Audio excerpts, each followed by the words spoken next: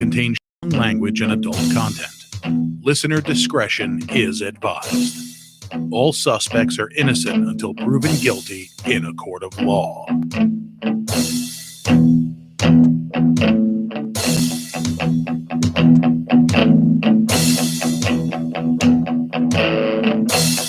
We'll do it live. We'll do it live. Fuck it. Do it live. I'll write it and we'll do it live. Fucking thing sucks. It does, in fact, suck, and it never sucks in the way you want it to suck, which kind of sucks. Welcome, everybody. FooBar Weekly Show. Today is Tuesday, the 23rd of April. We're almost out of this month and into May, onward and upward. Nicole Raven, my lovely co-host. Hello, how are you today? I'm fantabulous. How you doing? I'm good. Can't complain. Yeah? I mean, I can, but it won't do any good. Oh, okay. I made pickles today. Nice. So excited. I could make a pickle tickle joke, but I don't know if Mike's listening yet. I always got to take it, though. Oh, now I'm fuzzing out. Holy shit. I think these cheap-ass wires need to get better. I need to buy better wires and stop being cheap. Ladies and gentlemen, our guest this week is he is your knight in shining glamour, burlesque MC, cabaret performer, the lovely Alistair Graves. Hi. Thanks for having me. Thanks for coming in. Of course. You look good. Well, thank you. You're welcome. I still don't know if I'm the prettiest man in the room, but I worked really hard on What the that. fuck else is in here? You got the makeup on, man. I don't have. You know what it is? Because you didn't put the bottom eyelashes on. You're right. That's what it was. Exactly what it We were is. talking about that before. So for everybody who doesn't know, actually, let's talk about the other stuff, and then we'll get into interviewing Alistair. Sure. In the meantime, they can just wonder what the hell I'm doing here. Exactly. Who is this strange man? Exactly. And what's nice is we can interact with people, can ask questions, and Right. And we'll talk. But first of all, I hope everybody had a good Easter, if that's your sort of thing to celebrate. I had an interesting experience this weekend. I'm sure. Well, my sister is Cynthia. First of all, thank you for a great weekend. We went up to my sister's house and we had a great time. But I got to tell the church story. Have I ever talked about my experience at my grandmother's funeral? My sister made me laugh my ass off in church during the funeral mass. No, but you should be laughing during a funeral. It's a celebration of life. It was hilarious. So they're just about to bless the Christ cookies, and my sister could start doing Dane Cook's bit on that during my grandmother's funeral mass in a Roman Catholic church. Oh my God. I started laughing so hard it sounded like I was crying. My cousin's wife came up and started rubbing my back to console me, and I'm like, tears are coming down. It was beautiful. So we go Saturday. We're Polish. So part of the Polish tradition of Easter is you have a basket with some food items in it, eggs, horseradish, kielbasa, and you take it to the church and the priest blesses it. So my sister really wanted to do that. It'd been a couple of years since I'd been inside a church. I figured, what the fuck? Let's see if the holy water boils. So we go and the priest is speaking in Polish. So I don't speak much Polish. She doesn't speak much Polish. So my sister's narrating what she thinks this guy's saying. Oh, no. And talking about how pierogies are the most important thing in the world and no one should ever touch a pierogies. And if they do, you should punch them in the nose. And I'm maintaining so well through this. I'm biting I made the inside of my cheek bleed, biting it, trying not to laugh. But then, fucking hate you, Cynthia. No, I don't. I love you. She's like, and they lived happily ever after. Lost it. Had to sit down. My son, that little fucking bastard, he's behind me, and he starts rubbing my back like I'm crying because he heard the story. It was beautiful. It was this beautifully blasphemous moment. I loved it. It was so great. But the rest of the weekend was good. My sister cooked a magnificent feast. My mom made kibbe, which is a Lebanese thing, and I stuffed my face with before I came here. It's like leftovers. a fried meat football. That's one way to prepare. My mother basically mixes it up, puts it flat into a pan, then bakes it. So it's kind of more like a thin meatloaf. Okay. Nice. That's Nice. fair. And it's good. It's got cracked wheat in it, and it's delicious. But yeah, so I just had to talk about that because I can't go anywhere with my sister. Like my sister, and they serve deviled eggs, was sitting there and on the what do you call a table up on the altar? Cynthia, you go to church and shit. I don't know what the fuck's called. Anyway, Isn't it just an altar? Well, you got the altar. I thought the altar was like the stage, and then I don't fucking know. It looked like they had deviled eggs up there. It turns out it was hard-boiled eggs that were cut up for everybody in the congregation to share, kind of like a communal thing. I passed on it because the priest blessed it with the holy water, and that's not exactly sanitary. Right. They don't clean those things, so I respectfully declined that offer. I think a few sprinklings would have just caused some indigestion for you. I don't think it would have been too bad. That holy water kind of fizzles. Yeah, I didn't want to take any chances. Right. You know, it kind of blew my mind. I What? was growing up in an Episcopal school, and I didn't want to take communion for a long time. And what always kind of freaked me out is like, I can tolerate the priest handing me the cracker. That's fine. Yeah. But what was weird is that they would share the wine glass. Like the priest would come up to But each. they'd wipe it after every sample. Yeah, they wiped it. But who's preventing the backwash? Nobody. Exactly. You know, but in the circles that I run in, when you put it into a creepy context like that, like then we were all drinking communal wine together, that does sound like culty and weird, but like I do that at clubs after the shows all the time. Oh, what are you drinking? Oh, yeah, this is great. Here, you know what I mean? Right. But like Yeah, with but 50 of your closest strangers. Yeah, 50. I mean, in church you get more than 50, but you're talking about sharing it with like 2 or 3 friends. You know, here I got this. Well, try no, it. not You 2 try or this. 3. I've I mean, I don't know how you roll. I've polished drinks for off that were handed to me by. Well, I don't want to say perfect strangers. You got to be careful. Yeah. Right. They're not complete strangers. You kind of know who they are. You at That's least know fair. their first name, whatever. But I just remember being in elementary school, and all of the kids in the elementary school would come up to the little thing where you kneel down in the front of the altar stage or whatever, and they'd come in and he'd be like, I bless you, or whatever he says, and he like gives you a sip of grape juice, I assume, and then he wipes it off and he goes to the next person and does You don't the know same who's thing. got a scorching case of the mouth herpes. Exactly. That's true. That's Exactly. frightening. And just wiping it with that little cloth that's probably dirty as fuck. That's not going to get that off. No. I need you to Lysol that for me, sir. A little bleach or something. I'll Did take the either of bleach. you ever steal Jesus cookies? Did I ever steal Jesus cookies? No. Oh my God. Okay, so I do have a story. All right, here we go. So oh my God. Okay, so I hope my family's not listening to this one. Hey, Mom. Sorry. Right. No, I grew up Southern Baptist. And my very first job, like my very first real job, I was like 14, and I was basically the custodian for the entire campus. It's just me, huge campus, a lot of fun. I used to come in at like 3 a.m. They didn't care when I got the job done, long as it's clean before service. They didn't care. Okay. I was also the drummer at the church, and the pianist at the church. So like all of my instruments were set up there. So I would clean for half the time and then get paid to practice for half the time, basically, right? You know, put on my Megadeth or whatever through the PA system. Nice. You know, I just play. But there was a time when I was like starving. And I went into the fellowship hall, which is where they have like all their little after service food. And that's what they had, was like a huge box of the Jesus cookies, as you're calling them. And I ate the whole Nice. box.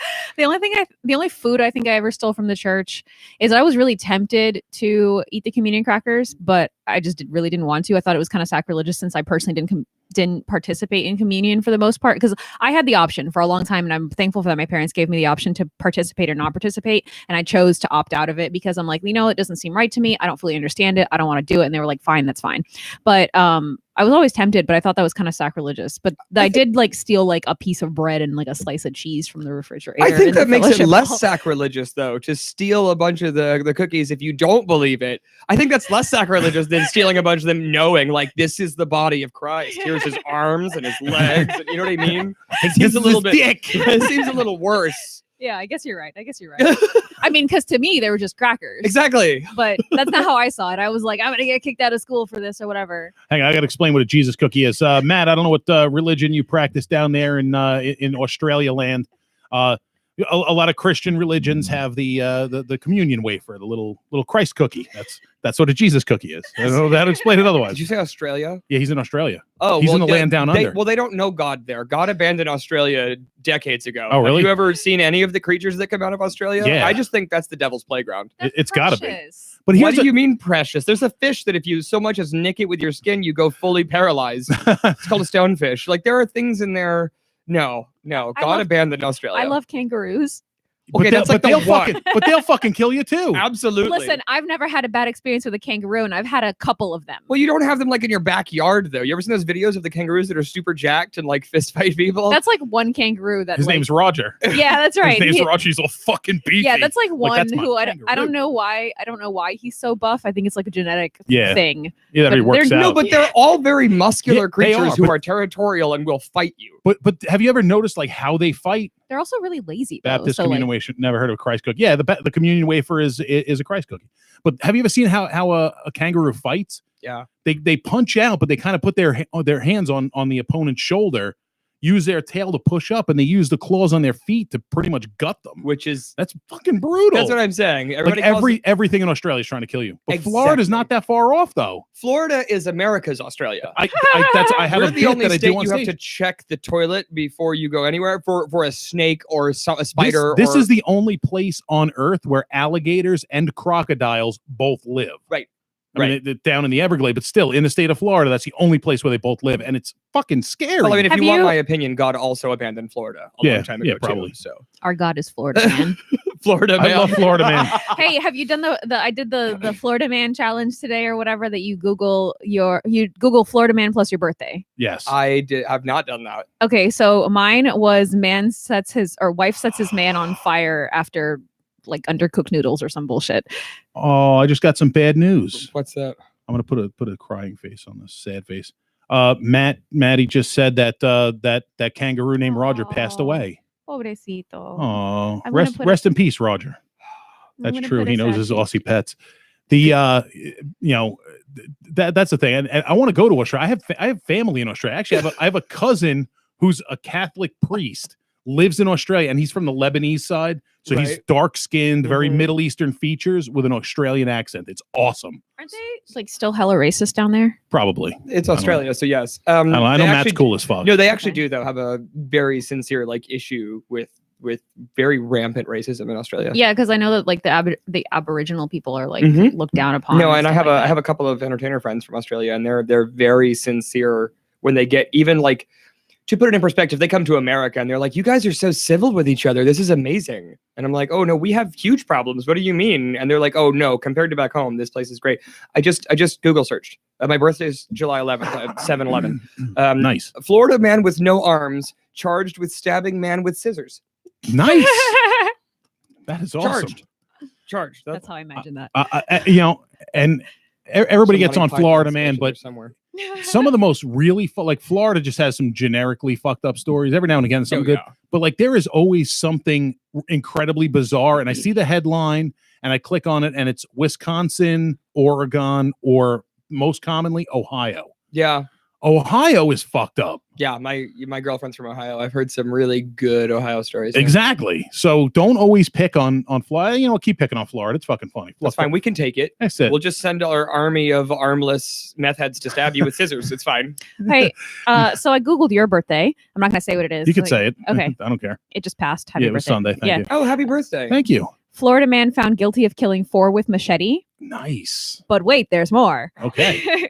Florida man story, April 21st. Florida man sues for right to marry his laptop in same-sex marriage. Man, that's awesome. That's it. That was the only good ones. So my brother-in-law just said I resemble that remark. He's from Ohio and moved to Florida. So that Well, there's no hope for you, You're Ron. fucked either way at that point.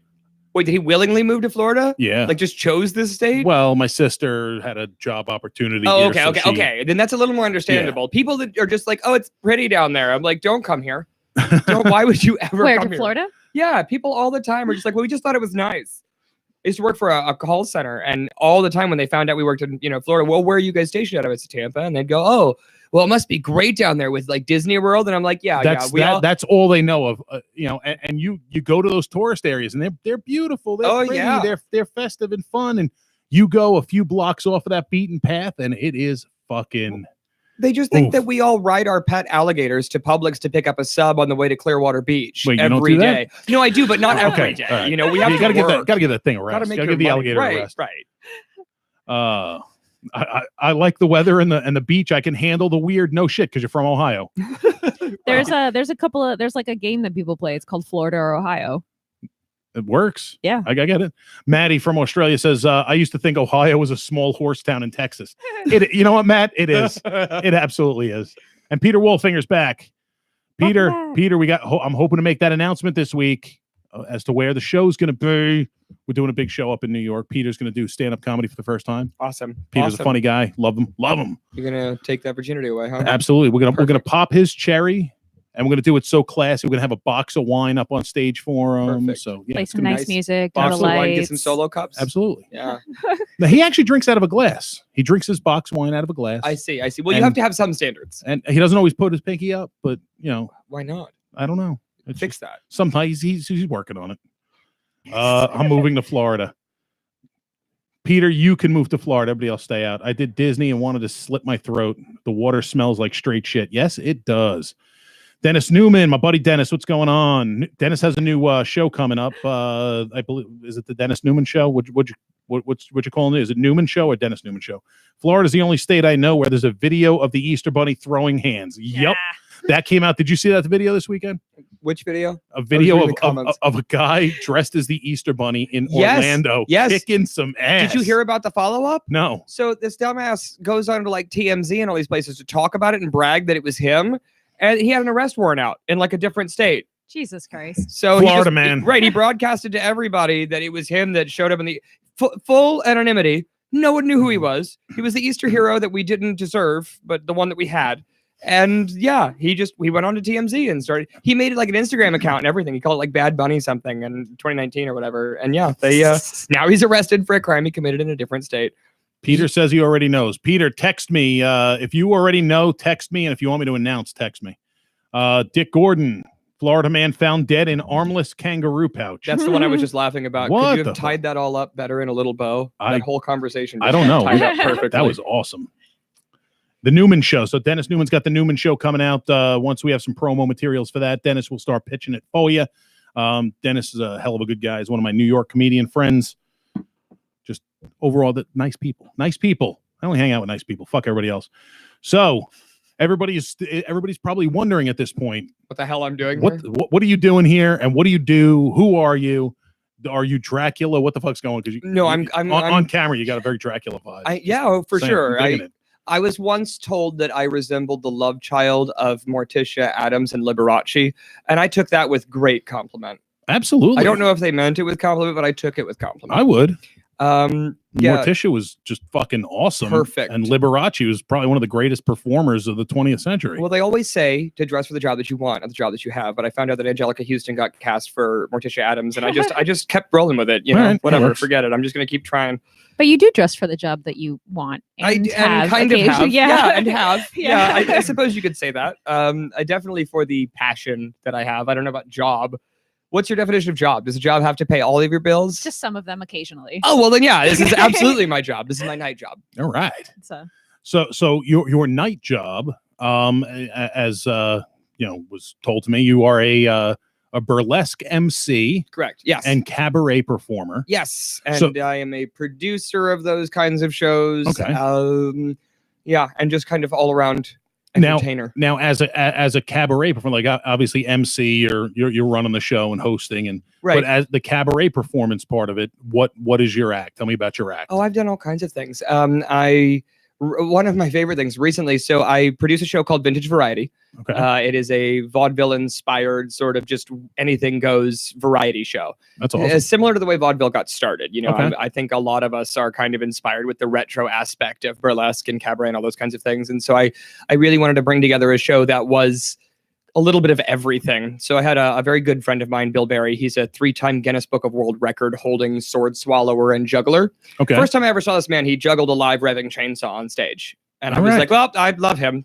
We're done. So he was nice enough to come out and do some sword swallowing and stuff for us. And it was great. My act in that, I was the host. I produced the whole thing along with Leela Bell Quaintrell, who is my lady love and also the brain when I can't brain anymore. She does the brain work. I do the talking, and the talk is cheap, so they can afford me. But I mean, I've done everything from, it kind of includes a little storytelling, some joke telling, some sing song. I was a musical theater major when I went through high school at Blake High School of Performing Arts. So I got my feet wet into all the theater, and anything that I'm even remotely good at. I've played piano on stage. I've done puppetry on stage. I did a number from Avenue Q with a puppet that was gifted to me that is older than I am. His name is Stevie. He was created in like 1976. Okay. And toured all over the world with a puppet troupe, and he was gifted to me. So he lived in a box for a long time, and then just last year he came out to sing filthy Avenue Q songs with me on stage. I love Avenue Q. I do too. It is my favorite Broadway production ever, and I'm sad it's closing. Well, yeah, I know, and I'm hoping they take it on the road again. Well, that's my hope too, because I have yet to see the official Avenue Q cast. I've seen like community theaters and so forth do it, and I've seen like YouTube videos, but I've never seen it live. Puppetry is actually really big in my family history. My grandfather is a singer. He's a puppeteer. He has actually the neatest story ever is he has the prototype to Charlie McCarthy. So Charlie McCarthy is like the most famous ventriloquial doll of Earth, right? Like he's the little one with the top hat. He's in the Smithsonian Institute. Well, Edgar Bergen, who is the ventriloquist behind Charlie McCarthy, wanted this doll made for him. And the first one he actually rejected. It was the prototype. He said it was too ugly. My grandfather has it. Wow. The prototype. And he still actively does shows all over the place with him. With the ventriloquial doll. So like entertainment's just kind of in my whole blood. So I thought it was kind of appropriate to pull the puppet out and do some wrong. Anytime you can make a childlike, puppet or something like that be really, really filthy, it's hilarious. And What's interesting is the Muppet Show. Do you know what the original show of the Muppet Show was? When the original incarnation, the first TV special, what the actual title was? No. And I know a lot about the Muppets, but no. The Muppet Show, Sex and Violence. Oh yeah, I did. Was the actual title, which is crazy. Well, it's because Jim Henson didn't want it to be for kids. He Yeah. didn't want the Muppets to ever be for kids. He wanted it to be just something that was kind of wacky and funny, but he never wanted it to be for kids. Kermit was originally, he wasn't even a frog. He was like a sock puppet. Yeah. And at one point he was a girl for a while. Really? And he did. And he was in like a bunch of coffee commercials. And so was like Rolf, the dog. I remember seeing those. coffee commercial with Kermit, not Rolf. Yeah, no, Kermit. Yeah, Kermit started with the coffee commercials, and they would always like blow him up or do something zany with him, and he had like 20 seconds, so it was always some kind of horrifically violent thing that would happen to Kermit, who at the time wasn't the frog. He was just this weird thing, right? That's awesome. It's when you see the history of that stuff and how it evolved, and now it turned into the Muppet Show and Sesame Street and all the things that Jim Henson did that were kid related. Right. It's like it started with the Muppet Show, Sex and Violence. Right. And where Avenue Q currently is, in New World Stages in New York City, that's where I saw it, and it was like as soon as I saw the announcement that it was closing, I'm like, I need to see it again. I'm not gonna be able to, but I'm like, I wanted to see it again so bad. So I'm hoping they bring an official like a tour. Yeah. It is one of the most brilliant shows. Absolutely. And I think that it's teaches you so many things, like the internet is for porn. That's right. That's actually how I found out about porn. Really? I was gonna say yes, the internet, not Avenue Q. Yeah, exactly. Oh, okay. Well, but yeah, I mean, great show. And that's cool that you're taking that piece of that show, or the pieces of that show, the dirty songs, and no, and I think I don't know, the big thing that I like to do on stage is kind of, I don't like to make every moment a soapbox. I think that the reason that burlesque and cabaret and these sorts of shows have transcended this amount of time that they have is really because they kind of pop up as whenever we need them. Right? Like whenever we have any kind of struggle is where they kind of pop up, from like the Stonewall riots in the 60s with drag exploding. And before that, burlesque was a very political stance for female empowerment. And so now we kind of have this very torrid and split kind of country that we're living in. And I think that the answer to peace is stop giving so much of a shit about what everyone else is doing, as long as it's not hurting you. Love each other. Or at least make an effort. And so I think that that's at the core of my shows. That's kind of where I fit into this, because obviously I'm insanely different. No, stop it. I know. Well, and the thing of it is I wear my different on my sleeve, quite literally. But there are a lot of people that, I guess I could take it off and kind of pass, and I know that that's a privilege of mine. So I really like to do what I can to really bring all these kind of messages to the forefront. So in all of my shows, I kind of, make this spiel about be who you're going to be. Just don't make it a shitty person. Don't be mean to other people. Be good, be kind, love each other. It's not even understanding. I don't have to understand why you do what you do. I just have to have the same modicum of respect for you that I would anybody else. Well, that's the thing. We were talking before we went on air. We were touching on politics and stuff. Not really getting into it, but I'm sure that there are things that you and I will see differently politically. And what we're missing nowadays is the ability for you and me to have different viewpoints, whether we agree or can convince each other to. Right. We can disagree and not be fucking assholes to each other. Absolutely. You No, know, that's nail on the head. I mean, and that's what's truly missing. Back in the 60s, when that big when everybody was revolting against the Vietnam War and everything else socially that was going on, that was something that still existed. There was still, there are some exceptions to that, obviously. When we talk about the Stonewall riots in New York City, it wasn't every case, but there was still more of that. You feel this way, I feel this way. All right, whatever. It's that we're not going to see eye to eye, but we're not going to kick the shit out of each other, right? Or verbally assault each other, tearing each other down. And that's the problem. It's when you look, and especially the internet, which is probably one of the worst inventions ever created. As soon as there's somebody with a differing viewpoint, their immediate reaction is to be insulting to a level that has nothing to do with the conversation. Absolutely, jump straight to how you look, what your last posts were about, exactly. Yeah, no, they're vicious. But that has a lot to do with the fact that people feel safe behind their screen, because if you were to say this shit in person, people would be like, wow, I'm going to totally punch you in the face, but nobody's going to reach through the computer screen and punch you in the face. Yeah, it's all fun and games if somebody shows up at your door. I'm not saying that happened. And we wonder why you keep getting Facebook banned. Shh, fuck the Zuck. But, well, I agree with that. Exactly. And that irritates. And Nicole right now, everybody is currently, she got 1 day left. Does it go back tomorrow, or is it? It's on the 24th. I don't know. Tomorrow. I don't know. At some point. So at some point, yeah, you're free of Facebook jail tomorrow. Yeah. So and here's the thing, I get banned for posting offensive stuff or bullying, which really wasn't even bullying, and kiss my ass on that one, or being offensive to usually a religion, and so I get banned for that stuff. Nicole got banned for sharing something in a group, several groups.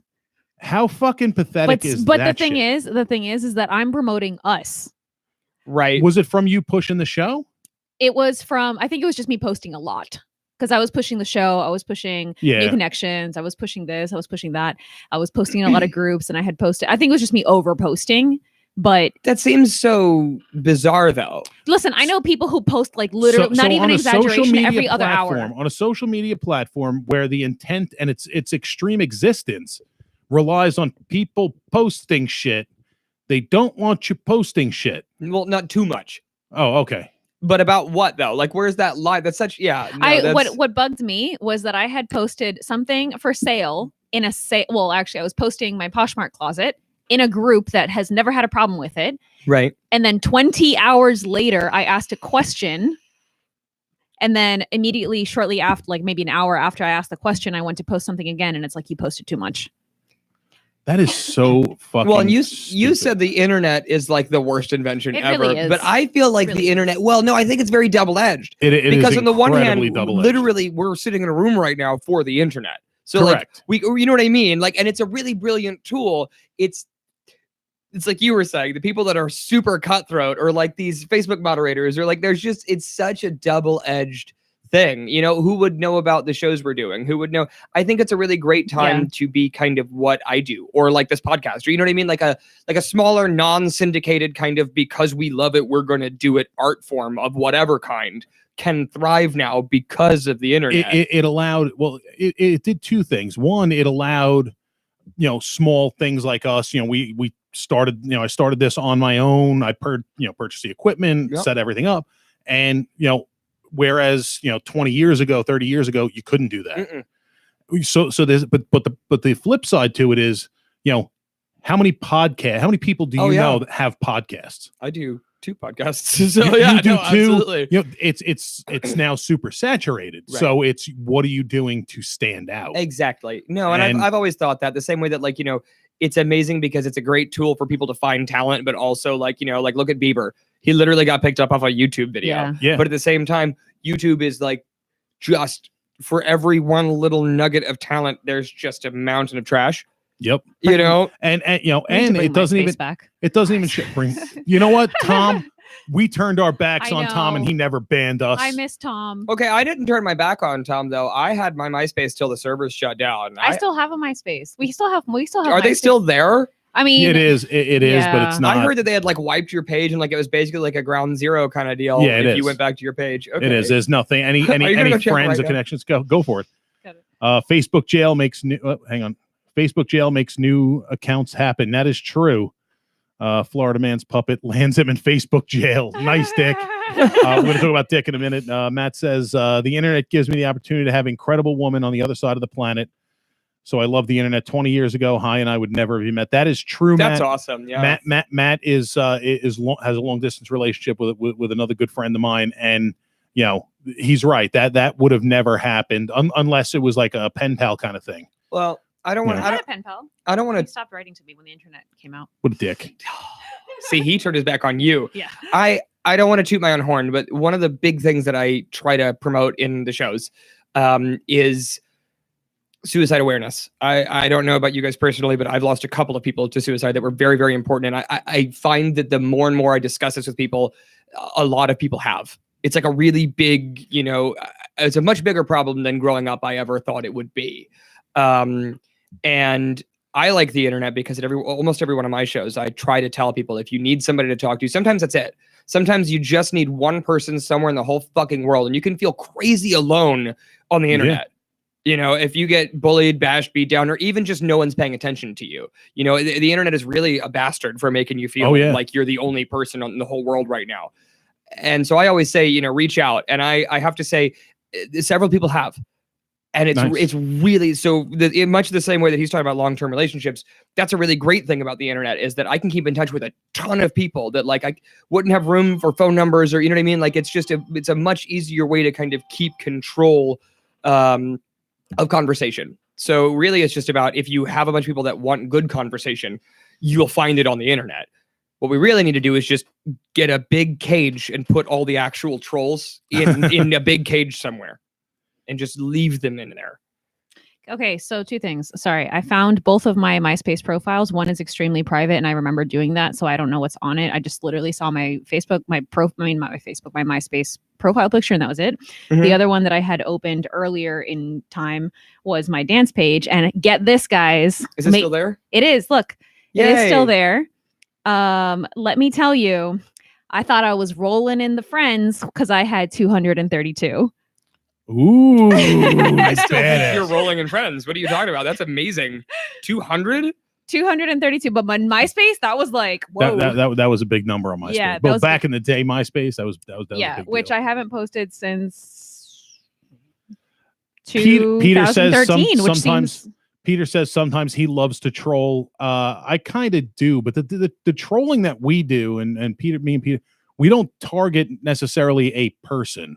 Right. Like there was an incident on Long Island last year where these dudes that were working in a storefront literally videotaped some woman getting fucked in a bus stop by a homeless dude. Like she looked like she was kind of homeless. The guy was kind of homeless. He only had one hand. I saw that video. The banging in the bus stop. You know what? I almost wish that I couldn't say that right now, but I saw that video. Yeah, there was a dude in a wheelchair sitting next to him watching the whole time. Yeah, I saw the whole video. I still have a copy of it, but he was wearing a party animal shirt. But that happened right where I grew up. Mm-hmm. Like I know that there's a bowling alley right there. I know that bus stop. So you have like so some intimate knowledge. I don't know the guy, but Peter had made a meme with a picture of the guy saying, with all the whole look cute, gonna do something later, whatever. Right. It was, look cute, might bang in a bus stop later. It was still, and I kept kept sharing it to this fucking it was Port Jefferson, this Port Jefferson history page. Well, I mean, it was history that happened in Port Jeff. I mean, banging in the bus stop. Well, but I feel like that kind of trolling is a little bit different than like personally jumping down somebody's throat. You know what I mean? I think you can troll and have fun, and then I think you can troll and be a fucking bully. So Peter just threw up hashtag banging in the bus stop. Maddie just posted hashtag I'm a bus driver and see that. Yep. Man, if you anywhere in that's a beautiful thing about New York City. If you walk around New York City long enough, you are gonna see some shit. Trolling is like poking a person with words until they lose it.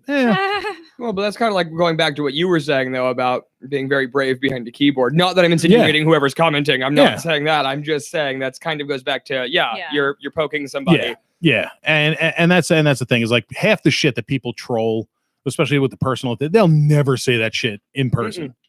No. Like that was the thing. The whole thing with me telling that woman to eat a bag of dicks. Right. I won't say anything on the internet that I won't say to her face. Like if she was right in front of me, I'd be like, "Hey, lady, go eat a bag of dicks." Please don't mean, check you- your inbox until after this interview. Okay. Because I sent you some real nasty grams, and I Okay. I cannot back it up. I was Oh. just trolling the crap out of you earlier. Oh, okay. Cool. Yeah, don't fight me. Cool.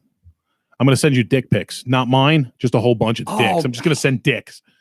Why not? I don't know. That could be fun though. We could make a drinking game out of that. I'm sure. Dick Van Patten, Dick Trickle, Dick Army. Oh, Dick Van What were you Dyke. thinking? Something wrong with you. Dick Van Dyke. Dick Van Dyke. That's the dick pic. I want. Wait, you can't say that anymore because it's offensive. It's Twice. Yeah. Wait, yeah, what? see, Yeah. it's Richard Van Lesbian. In where I'm my hometown, there's a Dykes Road. Mhm. There's also a Butts Road. But Now, did dykes and butts cross? I think they do, actually. Only if you use lube. Fuck. Oh, we got problems. We're going to hell. See you guys there. no, well, yeah, no. Yep. Yeah. Me, after laughing in church, what the fuck? Well, you've got like a Disney Fast Pass. Yeah. I'm driving the bus. I'm gonna kick the fucking door open and change the Wi-Fi password. We've That's what's been on gonna a happen road when I trip. get Can I be your navigator? there. Okay. Okay, but I want aux cord. Fair enough. Okay. Just you play Bon Jovi, I'll push you out the fucking car. No, Let's move no, on. no, Good, no, no, good, no. good. That's where I draw the ABBA. line. That's where ABBA. All right. Yeah. Okay. What's wrong with Bon Jovi? Fucking hate Bon Jovi. And we were talking about Why? this on the I think we were talking about this on the drive up to Jacksonville this weekend. I don't know why. I have no idea why I You don't hate have Bon like a Jovi. reason. You just No, don't I like just him? fucking hate him. And anytime a Bon Jovi song comes, I have to check. I can't fucking listen to it. Do you know who I have mixed feelings about? Who? Iggy Pop, because he never wears a shirt. Have you seen that picture where Iggy Pop's stomach and torso look like a face? No. Oh No, my god! that's fucking Somebody hilarious. like photoshopped like a whole face into his like weird stuff. Looking into his stomach kind of looks like looking into like the Milky Way. It just kind of ever. Because he's got like shifting and- scars. Oh and, my god! No, And now he's like he has not aged well. no, There's no, he does not. there's somebody who I know that knew him in the 70s, and she posted a picture recently of like from the 70s when she was a teenager and with Iggy Pop, and he still wasn't wearing a shirt. But the thing is, Iggy Pop, I got a lot of respect for just because of what, he was one of the people that, that one of the acts that came out of the New York punk scene and really, Okay. made an impact during that time. So, Right. so as far as that goes, you got to show him respect, and Lust for Life is one of my theme songs. So Fair. what the hell? Why not? Yeah. But, actually one of the funniest things I've seen was in the movie CBGB. They made a movie about CBGB, Mhm. and Taylor Hawkins, the drummer from your favorite band, the Foo Fighters. I don't know why you hate them so much. Because all their songs sound exactly the same. Do you hate AC/DC? I don't hate them. I'm just trying to follow your logic. I don't hate them. I am not like, oh my god, they're my favorite. Okay, I was just wondering because you said all their songs sound the same, and whenever I hear that phrase, AC/DC is the first band that comes to mind. Well, that's also why I don't like Taylor Swift, because all her sounds sound the same, and Meghan Trainor. Yeah. Yeah, well, Meghan Trainor definitely, and I said that to my wife. I'm like, all of Meghan Trainor's songs sound the same, and it wasn't that all about the bass song. It was another song, so I started singing all about the bass to that other Yeah. song, and it fit. Well, there was a Taylor Swift song that came on the radio, and I just started singing my own lyrics to the tune of it, and I just knew what was going to come because they all sound the same. Have you ever seen the 4-chord song? No. Yes, Okay, yeah, by Axis of Awesome. Yeah, Hell there's yeah. this band called Axis of Awesome. You should absolutely look up the 4-chord song. Anyway, let me write it down. I'm going to play it after the show because I can't play it on the show because I'll get a fucking Right, copyright then they'll cut your audio and throw you in Facebook jail some more. Jukin Media. They'll take you into even deeper Facebook jail. Can Yeah. they do that? Like once you're in Facebook jail, I guess that's it because you can't They can post just or do close your anything. account. Oh, oof. They can just kick you off of Facebook. Yeah, I had gotten a content strike. Or actually the intro I play now isn't the you can't do that on television one. It's me playing the guitar and me with a back drum beat, and I got flagged for content. Like, Really? oh yeah. Hold on. So now Maddie's saying, don't knock the Akadaka. Look, I'm not knocking AC/DC. I was just following her logic. And Leela Wait. Bell Quaintrell, that's my lady. All right. And my co-producer and everybody. She There's said so many more reasons to not like Taylor Swift. Oh, I like her. yeah, I do too. I'm rather fond. I can't like Taylor Swift. You're right. Not only do all of her songs sound the same, every song's about the same fucking thing. She's angry at some dude. I got broken up with. And now Wait, but you know I'm what the sad. difference is? Is like so is Adele, and her shit is amazing. I also don't like her. No, I really think that she's a very talented singer and a good performer. Her music it ebbs and flows and carries, and it's almost all about being heard. but like she made a art out of her hurt. Taylor Swift made noise Money. out of her. She made money off of money. her hurt. But Adele, and one thing that's cool about her is she wasn't a trained singer. Right. She actually had to go for throat surgery because she beat the shit out of her vocal cords. She just fucking lets it loose. Yeah. Cher was the same way. Yes. No, I have respect for Adele. I mean, I think right now, like Sia is probably where it's at for me. I like her. I adore her. I think she's fantastic. Yeah. So Matt, we hurt Matty's feelings just because he's from Australia. Yeah. Well, and I bet that's all the only reason, isn't it? It's just because you're from Australia, isn't it? Peter, you don't miss CBGB. You just miss the bathroom. Where do you see Peter's comment? I see scrolled it. up a little bit. JK. Gotcha. I found Yeah. it. For anybody who doesn't know what the CBGB bathroom looked like, I recommend you Google that shit. I make a habit of not Googling bathrooms. The CBGB bathroom is legendary. Really? To the point where once the bar closed down, a clothing store moved in and they preserved the bathroom. This men's room, which was just stickers and graffiti all over the walls. Okay. There were like a couple urinals on one wall, sinks on the other, and at the end there was, I think, 2 toilets, but with no surround on them, no privacy. Oh, nice. Right. So I watched a video. It was an interview with Peter Steele from Typo Negative while he's taking a shit in the CBGB and bathroom. they're like and he's just sitting him. there talking, It was well, so I mean, like you're actually both. I'm sitting in a room of traveling performers. I feel like I've been in venues that have the most immaculate, like Buckingham Palace, and then I've been in venues that are exactly what you described, except that's the whole venue. Yeah, there's a couple toilets in the corner, and there's stickers That's everywhere. That's a pee corner. And there's like right. There's like a bucket, and then there's a stage. I don't know. The thing I laughed at, I used the men's room at Red Star Rock Bar. Yeah. Right here in town. And there was like, women's lingerie on a fucking mannequin in the bathroom. I'm like, this is fucking cool. I took a picture of it. Perfect. I was talking to K2 the other day because we did a couple of gigs in the past couple of months. And one of the gigs, we were literally getting ready in the alleyway by a dumpster behind the venue where people were throwing out trash. Oh my God. And then literally like the next day, we were doing a gig where they had given us a private room and given us water and drinks and a mirror. And that's a And, difference venue to venue. Like Yeah. I've been in venues where there's a nice green room and it's really nice. There's couches and it's comfortable. Bring you a bottle of whatever you're asking for the night. And I've been really hooked up and felt prime time. And then there are some places where you guys are just sitting in the corner in the back of the room, just get yourself ready. Mm-hmm. Yeah. Which and that's the cool part of it is seeing the difference. Right. I mean, obviously with both of you guys, you have more to prepare for your show. Certainly. It's just which dick joke I'm going to start with. It's still nice, even if you don't have to like get ready. It's nice to have a private spot to clear your head, get in show mode. What I found with me, especially when I go to New York, is I don't want to be in the showroom when other comedians are performing because my friends, people that know me, people that are there to see me, they're distracted by me being in the room. They're looking back and waving. Yeah, 100%. It's focus on who's on the stage. I'll sit out here until at least when we do like Governors, we don't get a green room. We get the green hallway, which is next to the green room because the main room performers get the green room. Right. The side room performers get the hallway. So whatever. Well, but I'm at least even you're cool out of with the that. room. You know what I mean? Like I'm fine with and this isn't to knock any venues. If anybody's listening that knows pretty, venue owners, I'm not knocking your venues. In fact, I've had some of the best treatment that I have ever had as a performer has come from some of the diviest bars I've performed in. Yeah, because they understand the value of having entertainment being brought in. Right. And being respectful and giving you a safe place, especially, surrounding like the kind of shows that I'm doing with burlesque and stuff. It's very important to have a place that is a safe spot where no one's just going to come wandering back. And no, a bathroom doesn't count. No, a bathroom does not count. Or a back alley. By the trash. Well, I was that I brought me hang out back. There. That's where I belong. I know what I am.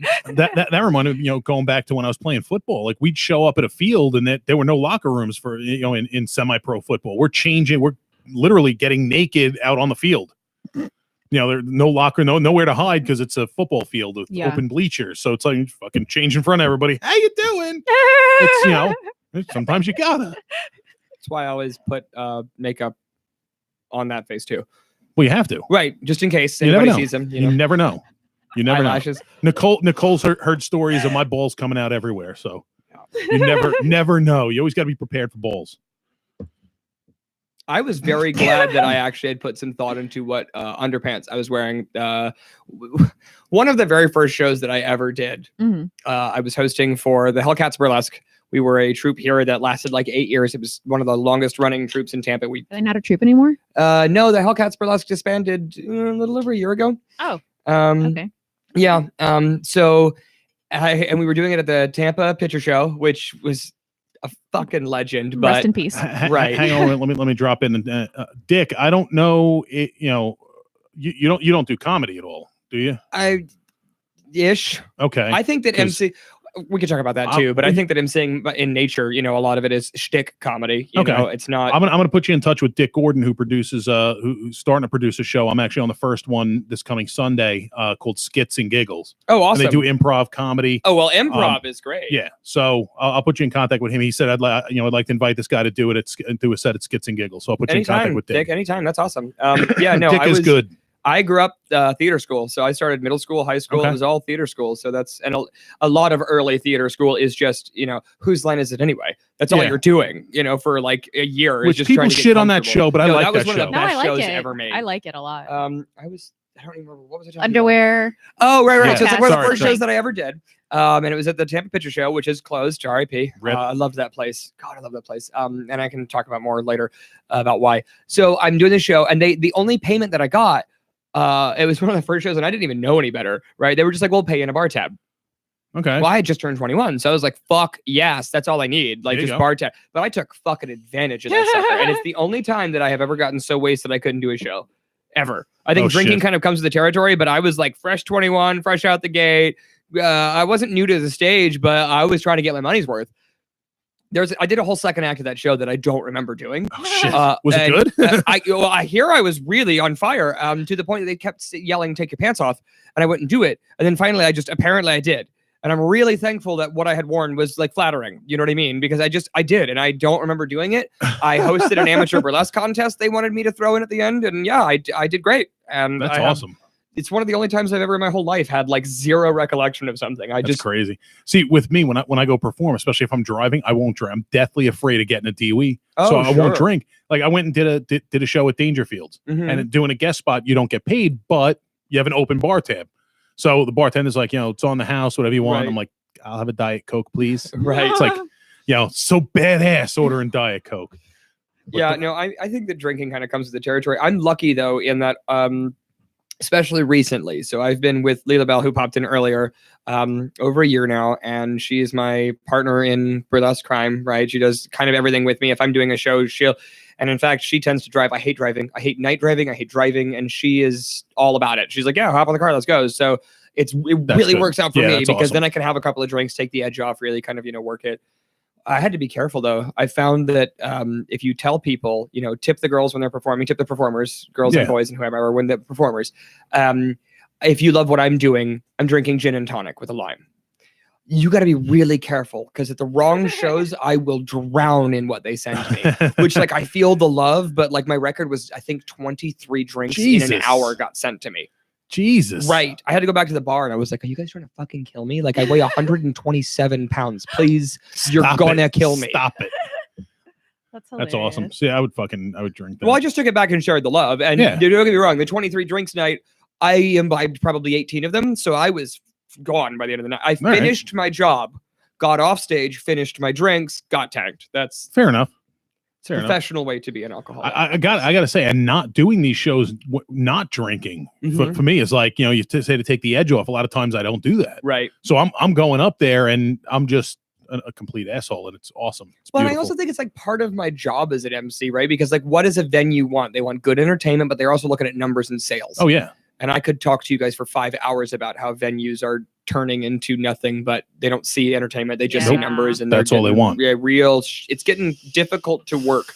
Yep. As an entertainer, Oh, because they yep. expect You- nothing but gold bars. You are preaching I to know, the choir. I know. So Nicole's I know. fucking grinding Well, her yeah. teeth over there. Gee, relax, well, Nicole. we kind of do the same style shows even, so Yeah. all about how impossible it is. And they go, well, Yeah. if you can't guarantee me, there was I won't say names, but there was a club in Ybor that wanted a bar guarantee of, I think it was $1,500 guarantee bar plus one at 50% of the doors. And I What? was like, I can't guarantee that 5 people will show up. You have to can- market your fucking venue. Yeah. Keep the bar. I take the door. Right, exactly. Well, that's how it should be. 50% of the door. No, I know. People are Are crazy. they batshit? And they wanted a guaranteed bar sale or it was coming out of my paycheck. I'm like, oh, no. So we just obviously hard passed on that one. You Yeah. gotta tell me off air who that is. Yeah, no, I will tell you later on who that is so you can avoid it. But yeah, no, I mean, venues are, that's what they want, but they want good entertainment. And the other point I was making is they want those sales. So part of my job is to say things like tip your performers because we do this and maybe break even sometimes, you know, and then Yeah. the other part of it is go drink. Yep. And you know, whether we're saying, I mean, it's true, the more they drink, the funnier and the prettier I get, but also, you know, there are bartenders who are happy at the end of the night. So Yeah. that's Yeah. part of it to me is always having a drink on hand. Peter said tonight he drank vodka. He doesn't drink vodka. He's smashed already. He probably had 2 drinks. Fucking Well, always lightweight. stick with the drink of your choice. Well, he typically drinks wine, but I get he's on a diet. He's trying to lose weight. He's a big dude. He's Okay. like an inch or 2 taller than me. Yeah. And, you know, he actually trimmed down. How much weight did you lose, Peter? I don't even know. He lost a whole bunch of weight. Looks High good. five. Good job. Looks good for an ugly dude. But Try usually eyelashes. It helps.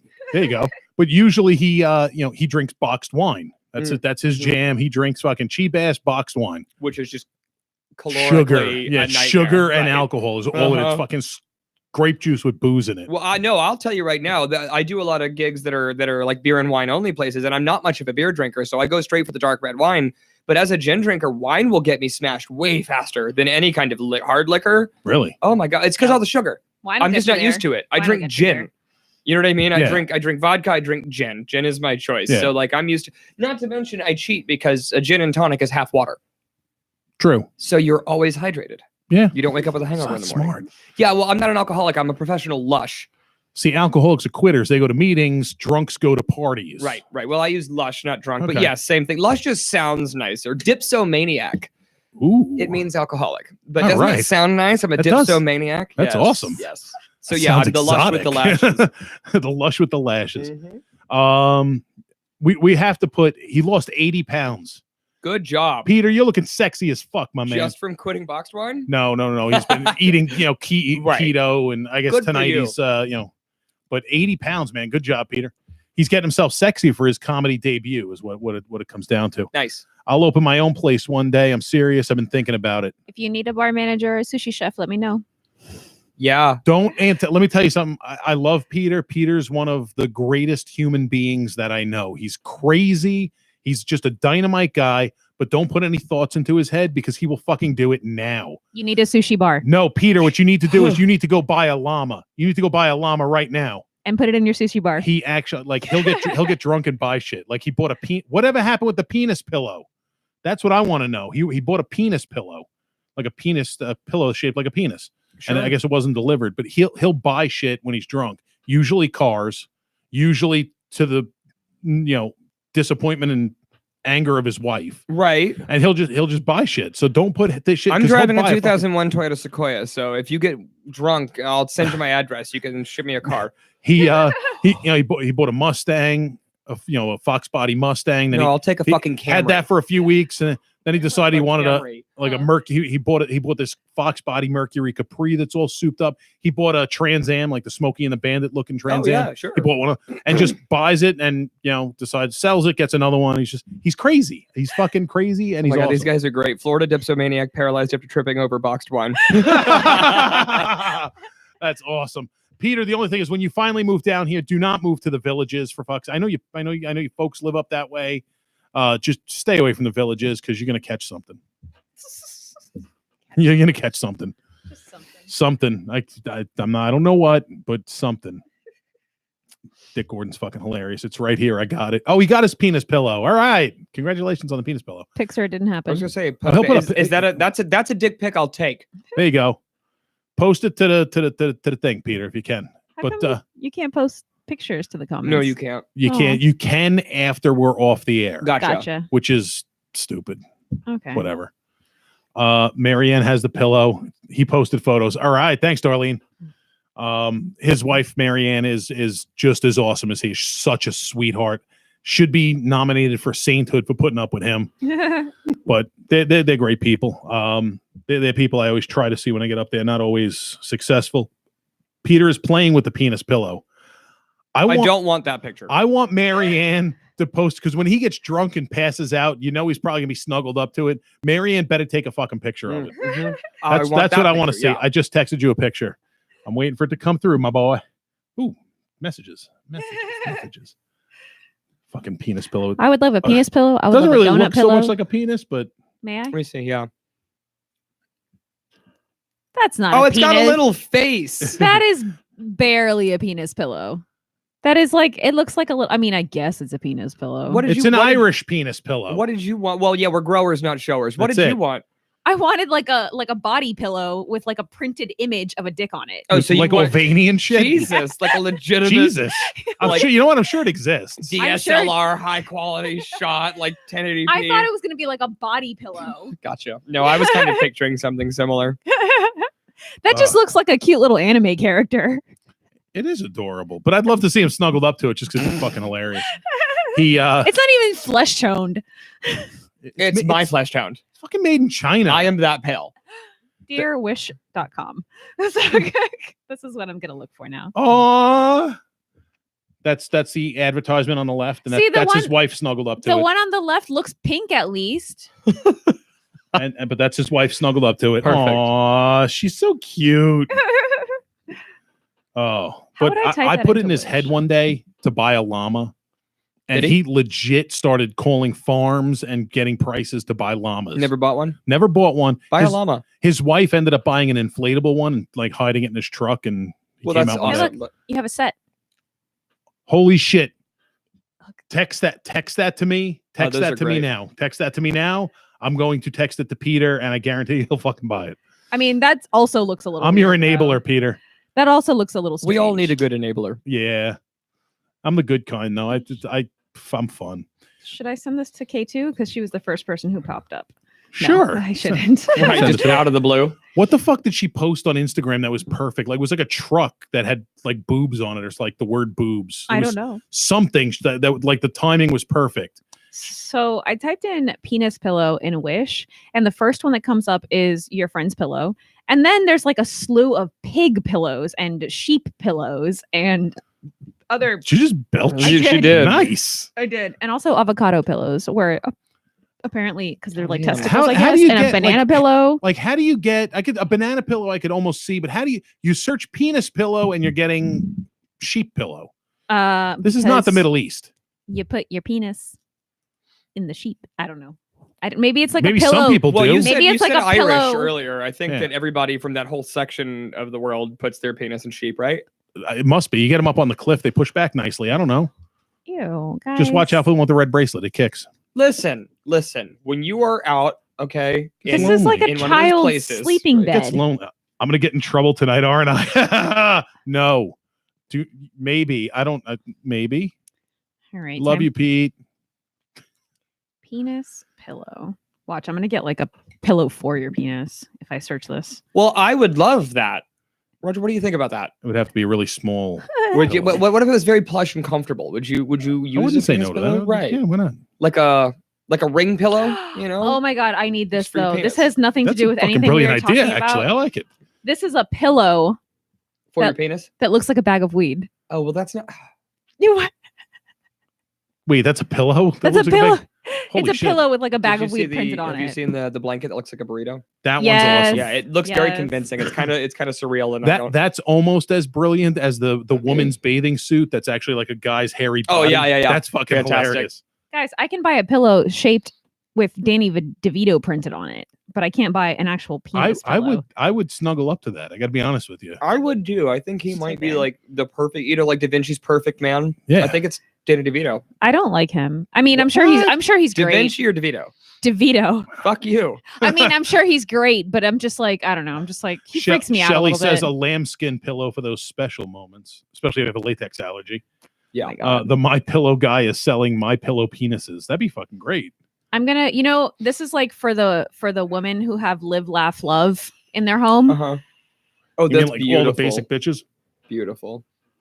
No, fuck that. I need that. I feel like everybody at home Like, I is need now that in my- just No, I- lost as to what we're doing. You know what I would do? You know what I would do with that pillow? It's a Post it it's a up. black pillow that says fuck on it. I would actually put that like in the back seat of my truck, just like as throw pillows in the back seat. That's what I would do with that. I'm sending Pillows you in the the back of your things. truck. I Dude, like that. I used to have a 1983 Oldsmobile Regency coupe. Nice. Yeah. Landia. But Both, the back seat was like a sofa, man. It was That's awesome. comfortable and plush. I had throw pillows back there. Perfect. Because Well, you never know. have For those, to. you have Right, to. right. You never know. My first car was a Buick Skylark, and you could lay the front bench down, and the whole thing was like a big bed. My first car was a 95 Camaro, and there was no having sex in that car. No. I did. No. Well, yeah, but not. It wasn't comfortable. Like you're a small dude. Right. You No, can make that work. and it was not comfortable. Bucket Yeah. seat in the arch of your back is not a fun thing. The sad part is all these products are made by 8-year-olds in China. Hey. You're just supporting their economy. Hey, so That the could be like a good Sarah McLachlan commercial. There you go. in the arms of For just $1, you too can help these small children stop sewing penises onto pillows. The only thing I was worried about is that like 20 cents a day can you adopt a kid for Right. Does the shipping is that included? I don't. Wait a think second, so. guys. Guys. What? So Danny DeVito, right? So for whatever reason, I'm starting to get all these ads on Danny DeVito now. Good. There's a Danny DeVito like cardboard cutout, which is fine. It's 6'3". Oh well, that's just Wait, a bullshit.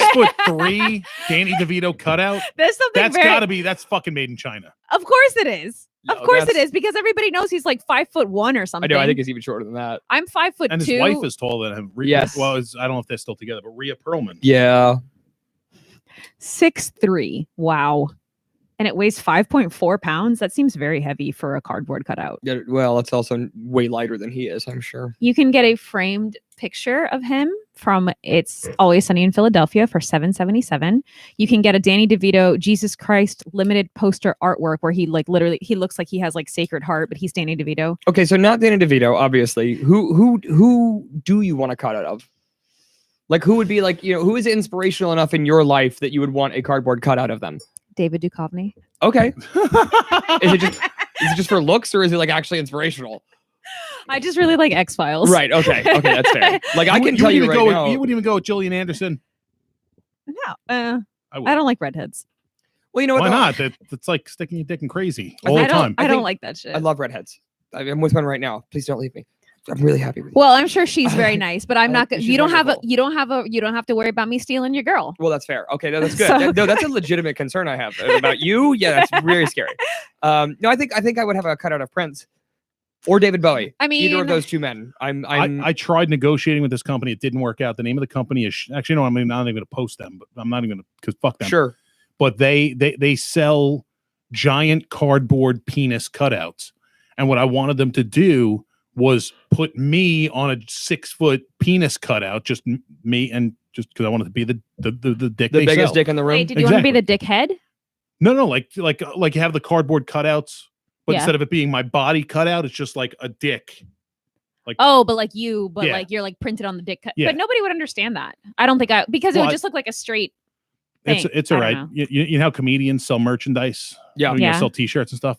I'm going to sell the official Roger Nelson cum rag, and it's going to be a towel that's silk screened with that on it. I'm gonna help you out with that because I have a cafe press store. All right, we are going to sell the official Roger Nelson cum rag. And and also I'm gonna sell stickers that are shaped like penises, but just have your image on them. Done. I love it. Okay. Everybody out there in listener land, would you buy the official Roger Nelson cum rag? I would buy 2 of them. You're horrified now. Not that I'm horrified. I'm really considering would I buy a cut? No, because that's what the whole of the laundry hamper is for. The whole of the laundry. The entirety you on the of my side? laundry hamper. You know no, what? that's the cum rag. It's just whatever. Oh, I comes gotcha. along, that's- He's right. He's right. right. I'm gonna. It's a great gag. Like I Yeah, appreciate the gag gift, Right, yeah. right, You know, yeah, I would that's buy fantastic. it and I would use it in like I'd use it as like my kitchen towel and I'd use Oh, it as there the you go. hand towel Yeah. in the bathroom. Oh, in the guest bathroom. Yeah, I too, mean, so it everybody doesn't has have to get used as a cum rag. It's the It's novelty a of multi-purpose. Yeah, you can use it as a chamois on your car. Get a Oh, nice see microfiber. there. Okay. Okay, have fun. Yeah, if you Okay. do like a nice microfiber, that could Yeah, be. that'd be okay. nice. So If it's a microfiber, I'm Yeah. interested now. Again. and now if people wanted to use it as an actual cum rag, good for them. Roger Nelson terrible towel. I love it. Me riding the penis. Gingers is the proper term for the redhead. Is that offensive? I don't know. It's like is it said by a redhead? Is No. Dick Gordon a redhead? Well, then what the fuck do you know? Yeah, Ask a see? redhead. See, one Hey, of redheads, what do you like to be called? see one of my former co-hosts on the show is a redhead, and I used to fucking call him a ginger all the time, Gotcha. tell him he had no soul. Did he get mad? No. No. Okay. Well, see, No, I his do whole think life they he'd own pretty it. much been getting that. He just didn't give a shit. Okay. Well, you know what though? I mean, honestly, Dick says, he said that it was that they prefer ginger. I think I don't. I don't know. Yeah, I'm with that. Ask your girl, man. That's the I only thing will. tell you. Well, see, I think a lot of them are proud of the fact they have no soul, but then some of them like try to hide it and pretend like they do. But also, they should be proud of the fact that how rare they are. I know that's true. It And is like that's- a really staggering percentage of people. Yeah. Yeah. Um, Apparently, and the number I think keeps going down. it is. It is. They're predicted to be like extinct. Actually, having red pubes makes you an alien. I think that's a ginger. I don't know, man. Peter, I got to be honest with you. In my experience in life, and Alistair might agree with this. There's nothing like a redhead, man. Absolutely not. Like, no. That's nothing. like, dick in a blender kind of style. It's, Cream in the crop. Yeah, Yep, yeah. for sure. It's so worth it. If you've never had one, I recommend it. Just beware, they can be a little. Oh yeah, you crazy. got to find one that isn't totally nuts, but Yeah. that is like finding a redhead, Exactly. right? That's just an impossible, You're improbable. finding redhead on top of redhead, and it's just Exactly. Roger, what kind of questions do you have for me? What do you want to? We're gonna do we do 20 questions, which we're gonna do when Nicole gets here. But actually, while Nicole's out, it's like what was the seed that formed Alistair? That this Oh man, what we see before us. Okay. I started. I've always loved theater. Obviously, I've said that a couple times in the show so far. I was in theater. What I fucking hated was having to memorize lines. I don't know why, but doing the same show over and over and over every night eventually became very exhausting to me.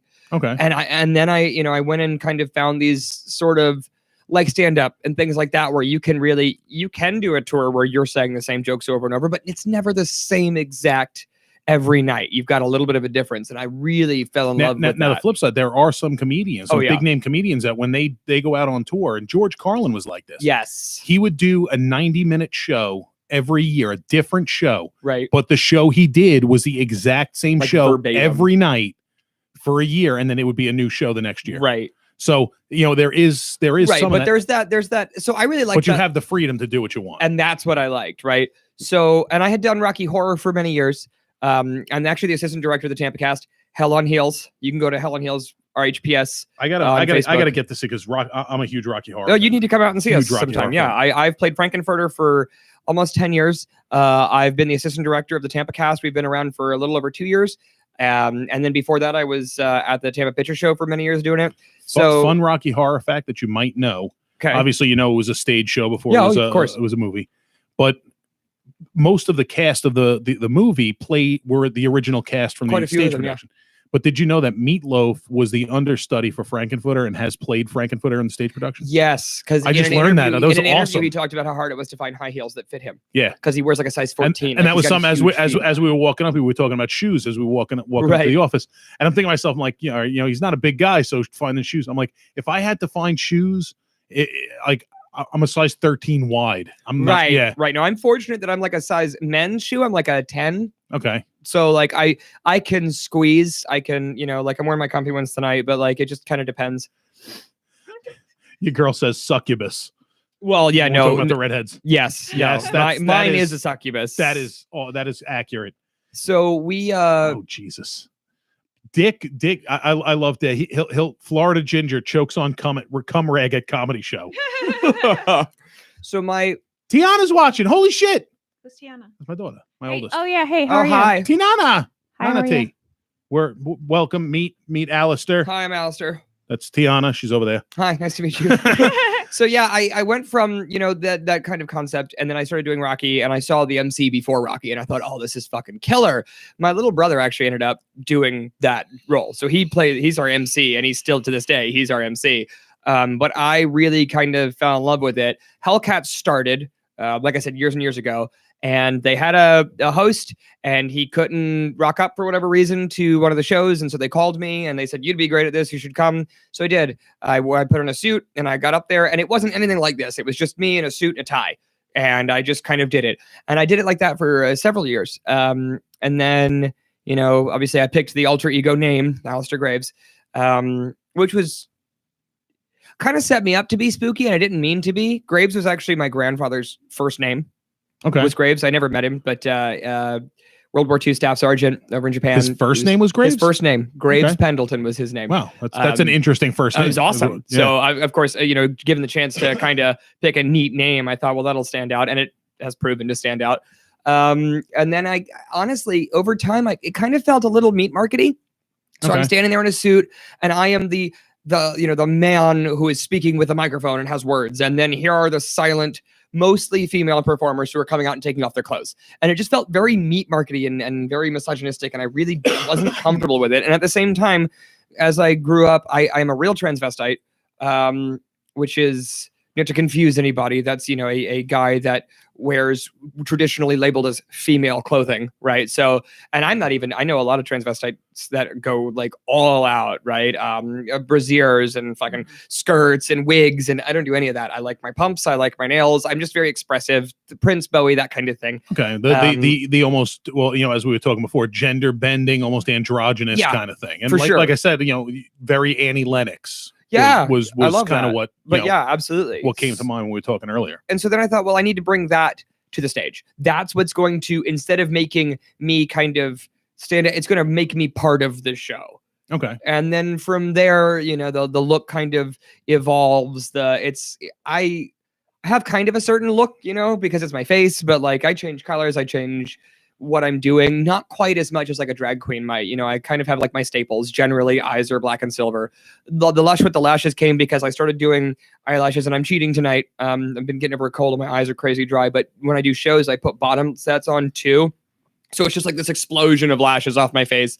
So that kind of look never changes, but that's sort of where the look came from. And then the love of, honestly, when I got to burlesque, like even back when I was wearing the suit, when I got there, I went like, this is amazing. It's free form. It's all these performers up there performing in a way that I've never really seen, because it's not just stripping. They're performing. They're really putting something into it. And it's such an incredible environment. It's very flirty and fun and sexy. But what I like about it is that it makes the audience feel that way too. At the end of the night, if you're leaving a good burlesque show, you feel just as sexy and empowered as the performers do. You're going home and you should have that same sort of air of sensuality and self-love, right, that the performers are putting out. And so something about feeling like I don't want to say change the world. Obviously, I don't think I'm changing the world in my little dive bar shows that I'm doing, but if I can leave a room of 80 to 300 people feeling like they are attractive and can go out and do something, then I'm happy. You are changing the world. You're changing your little corner of the world. My little spot. Yeah. You're changing this part of the world, and that's fine. Well, that's that's I fine. think we all are in our own way. Well, that's like how Alan Cummings started. They started with a little tiny thing, and then they get bigger and bigger. So Lilabelle says the lashes are all natural. Yeah, that's right. My lashes are. I blow on my thumb like a Play-Doh guy. Okay. And they just kind of pop out. That's right. They're retractable like a cat's claws, except a lot less threatening. There you go. So just to to clarify, what you do isn't drag. No, I don't think so. Because a lot of it is just me. Okay. And also a lot of it drag is a full-blown art form, and I think that drag is a beautiful art form. It's very inclusive. They do the longer it's gone on as an art form, the more kind of inclusive they've become. What's actually gotten me with the drag performance is how mainstream it's truly coming with places like Hamburger Mary's, which is now starting to close down because of the issues they had. But in New York City, there's a place called Lucky Chang's, and how mainstream that's becoming. Right. Well, and it's funny because we're kind of coming back around in a circle, and like I mentioned, the Stonewall riots, but shortly thereafter in the 70s and even in the early 80s, there were a lot of Danny LaRue and a lot of really famous female impersonators that had their own TV shows. Lily Savage had a syndicated television show at nighttime, and she was a female impersonator that just did kind of a talk show thing, right? And some of the most famous, it happened a lot in Britain and in England, but they had like really huge celebrity status. A lot of people, here's some Australia love. Dame Edna. A lot of people know about Dame Edna. I didn't realize she was Australian. Yes. Peter Humphreys, I think is the guy's name, who does Dame Edna. Dame Edna is amazing. She's opened for like the Queen of England. She performed at the Royal Variety Show for the Queen. Wow. So like obviously, drag is becoming really, we're kind of coming back around into this concept that drag is very mainstream. Yeah. And I really like that. I think that you want to see a diverse group of people go to a burlesque show or go to a drag show. And by the time you're done, you will have seen one of every kind of person there is just about. You know what I mean? Yeah. They're very diverse, and I love that. And that is awesome. And on the burlesque note, just want to give a quick shout out to K2 Lemieux. Apparently, the show she put on, I didn't see it this weekend because, like I said, I was out of town. I heard it was awesome. You were there? I was there. Her and Teddy Mayday and Misty Rose and Nilla Bean all performed. I love all of those people. I do too. I love all of you people. I actually never met. I love all the ones I know because I don't know all of them. Okay. But the ones I do, I know. I love. The only one you don't know, I think, is Nilla Bean. Yeah, who I Bean's had- amazing. Yeah, She's which I had never met hysterical. in person until this past Sunday, and it was at Monsterk Wine Bar in Sebring, and it was a very small venue, but she still managed to have literally standing room and sitting on the floor room only. Isn't that awesome? Yeah, I think she told me at one point that she had, when she talked to me, she had sold like 45 tickets, and they were a super nice venue. It was a very interesting venue. Everything was circus themed. It literally feels like you're in somebody's circus themed living room. Yeah, no, I love that. That's One thing that's fun with. Oh, sorry. No, you're fine. I was going to say what a neat venue that sounds. That sounds fantastic. Yeah. She announced today that she's doing a second show. They want her to do another show there. Nice. Well, And it's going to be good. on May 26th. That is good. Here's what's funny Yes. about that date. Her first show was on my birthday. The Yeah. second show's on my son's birthday. But fuck that little shit. I'm going to the show. Nice. Good. Yeah, fuck that kid. I'll bring him. How old's the kid? He's going to be 14. Bring him. No. Oh, come on. Why not? No. I love my son. My son is a miniature me. Oh, And he'll don't be- bring him. He will be sitting there going, boobies. I at least have the class to keep I my like mouth how you shut were and like, just no. thinking. Yeah. All right, that's fair. Right. You've Way to know what you think of my kid. grown and graced. Yeah. much. I love him. Yeah, just a little bit. I love him, and he's very nice and respectful to me every But time not he in sees. public. No, I can't. I don't want him seeing my friend's boobies. We all have those people in our lives though that we love and appreciate and Yeah. just don't want around certain things we do. But Raj will be sitting there and he'll be like, mine are bigger. Sorry. He's got some nice tits. I mean, for a 13-year-old boy. So says his father. I bust the kid's balls. I was a fat kid when I was his age too, so I know what he's Shocking. going through. Roger, I have Hey, good up news yours, and bad honey. news. What? The good news, you can have a custom towel. Okay. Oh, The bad news, the site that I vend on only sells custom beach towels. That'd be even better. Elephant cum rag. what kind of a message are we sending? Is the question. A really really good one. full beach towel? Yeah, life's a beach. That's awesome. That's good. We'll talk about that later. That's Okay. awesome. Because that would make it even better. Giant fucking beach towel cum rag. Oh my god, that just made it better. Fuck a hand towel. Literally, fuck a hand Yeah, towel. no, Anyway, Nilla Bean's great, and that's I'm really excited and good that they want you back. I've done Yeah. the problem. So Vintage Variety, the show that I was telling you about earlier, this variety's vaudeville style show that we do, it's impossible to get a venue to stick.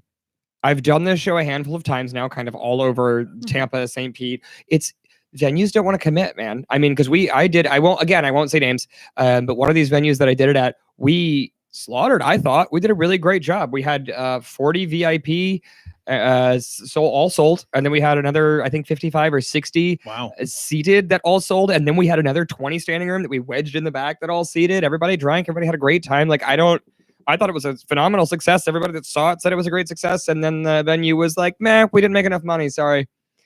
I'm like, "What? What? Like, okay."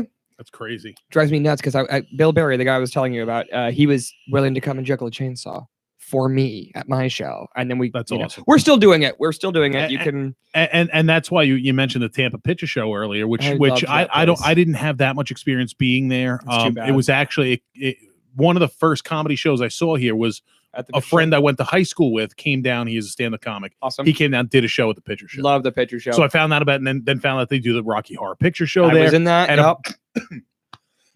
excuse me, coughing while I'm talking.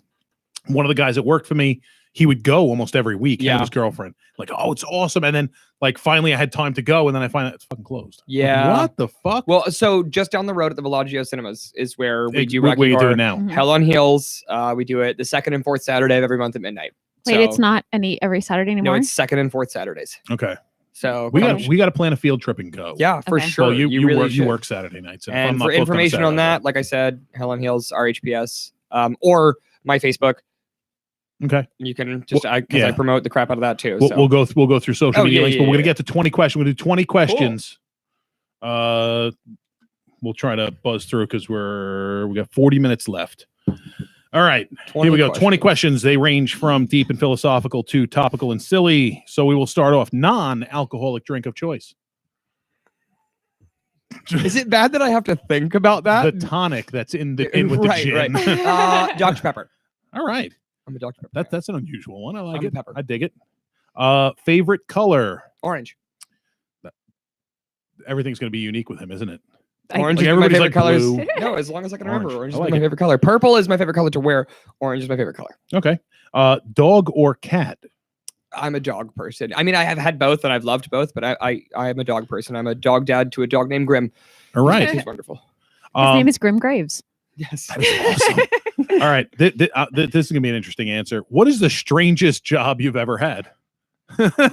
Besides what I do now, should we just skip what I do Yeah, now? yeah, Okay, not the strangest counting. job that I've ever had. I was a creative consultant for the Museum of Science and Industry on a project where we built the Bat Cave in an old abandoned exhibit hall. They had cleaned it out, and we built a Bat Cave and then live acted it like a haunted house kind of deal. That's fucking awesome, It was actually. very good. Number 5. What is your biggest fear? We're talking about tangible fear, spiders. Okay. Metaphorical fear that I will die before I have had a chance to change enough of the world that I feel like I've done a good job. Okay. I could dig it. Number 6. Guilty pleasure song. Now you seem like somebody that you just don't give a fuck. You're just gonna listen to whatever and fuck. But what the one song like you could be blasting, and when you stop at a stoplight, you gotta like lower the volume because you don't want anybody to know. Shake It Off by Taylor Swift. Oh shit! My girlfriend hates it. Everybody hates it. I know the breakdown bit. My ex man, I will just friggin' do it. And me and one of my best friends, Tex, we have done that so many times at like music or also Kissed by a Rose from Seal. Seal. Oh, I like that That's a song. great fucking song. Though. belt that. That's a shit. great song. That's though. a fantastic song. See, mine is "Wannabe" by the Spice Girls. I Oh, fucking nice. sing that shit. Yeah, that's good. Do you dance at everything? Sort of. Dance I like mean, I kind of nobody's do like a watching? fat guy jiggle. I wouldn't exactly classify it as Truffle dancing. but, you Shuffle know, is a viable dance. that it is. Number 7. What fictional character do you most identify with? Alistair Graves. No, Alistair Graves is really sitting right there, and he's fabulous. I'm a real boy. I'm Lady a real boy. boy. I'm a real. I think I'm a. I'm a real I'm really Alistair. confused, is what I am. I think. Oh man, fictional character that I most identify with. That is so hard because I'm a really avid comic book reader, video game player, book reader. Lestat. Okay. Anne Rice. Kind of in the sense that there are times that I feel very, very alien, and then there are other times that I feel like I just have to be a rock star and just go out and do it anyway. All right. So I'll actually, you know what? Gomez Adams. That's the fictional character I most identify with. Gomez. He is- Gomez from the Addams Family. from the cartoon, from the TV series, or from the movie. Okay. I love the TV series, but I really loved Raul Julia Okay. in the film. I think that the reason I'm changing my answer to Gomez because he is kind to those that love him. He is understanding to people that he doesn't get. He just tries to be compassionate. He loves his hobbies and puts everything he's got into them, even when he's not the best at them. He just puts it all out there and Okay. really gives it to him. And I think that he is gentle, generous, kind, and the kind of human being that I think if we all were, the world would be better. Okay. Yeah, I can see Gomez that. Adams. I'm blanking on the name of the actor that played him in the TV series. I am too. He was even the Riddler in like 3 episodes of the 66 Batman. Okay. Yeah, I am too. That's driving me nuts. I'll look it up in a minute. Go ahead. Yeah. Fictional character. Number 8. This is where it starts getting deep. Okay. Vanilla or chocolate? We're talking about ice cream. Lactose intolerant, so I don't really care. Chocolate was always my preferred though. Okay. Go-to comfort food, the thing that makes you feel all warm and fuzzy inside. Steak. Steak? Like, "Urgh." Steak. Yeah, I want and bloody steak.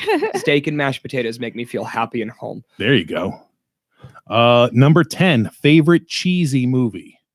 Oh, Well, so many. I know the 66 Adam West Batman is a great one, but that's That just in my is. head because of that.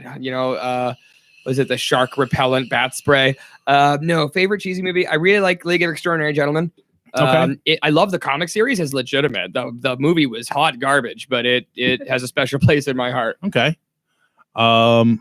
That is the best answer. I don't know which question that was, but yeah, his he was answers. referring- He's been answering these better than most. So I think she was referring to Gomez Adams. yeah. Oh. That was a good one. All right, number 11. You said you're a book reader. What is your favorite literary work?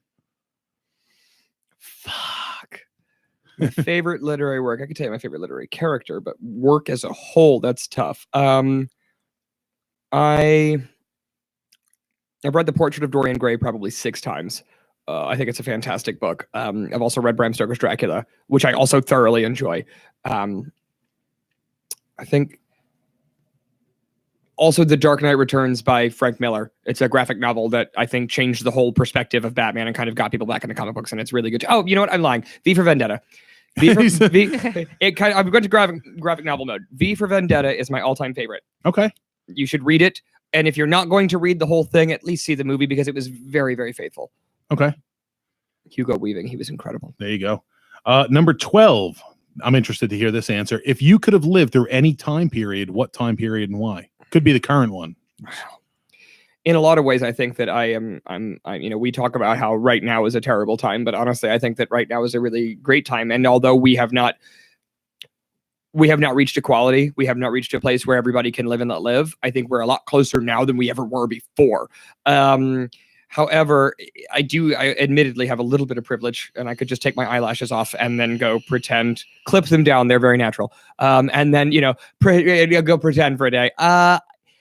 Without kind of the judgment, if I could just go visit, I really like the 30s and 40s.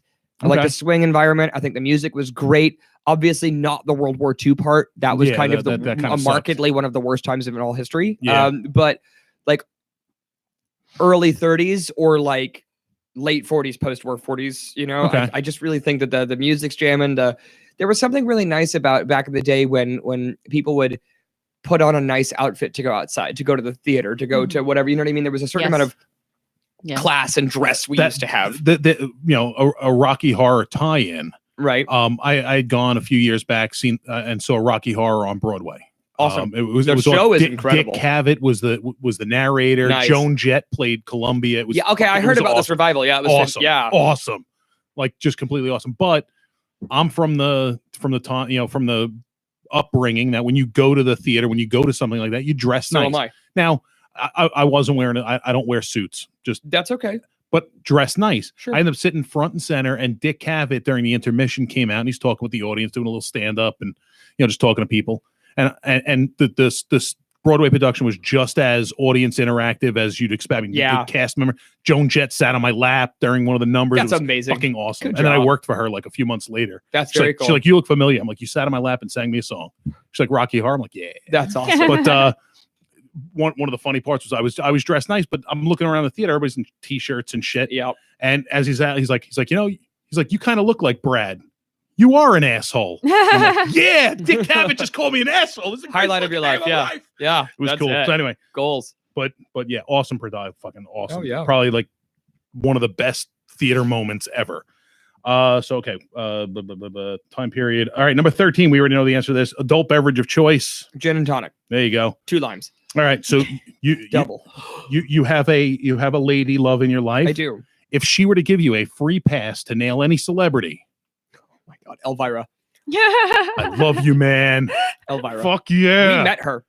She and Leila Bell and I together met Elvira at Spooky Empire this past October. In character? Yeah, oh my God. Yeah, well, it's the first time she'd like put it all on and taken pictures with the public in like 10 years. And wow. I have a picture on my social media of me sitting on a couch in between my woman and Elvira. Oh my God. I was just like, I don't even. And then she turned around and she was like, you guys look fantastic. And I was like, oh God. And I was, very much dressed like this. Yeah. I'm like, oh my God, Elvira just called me cute. She was like, you're so cute. I was like, oh fuck.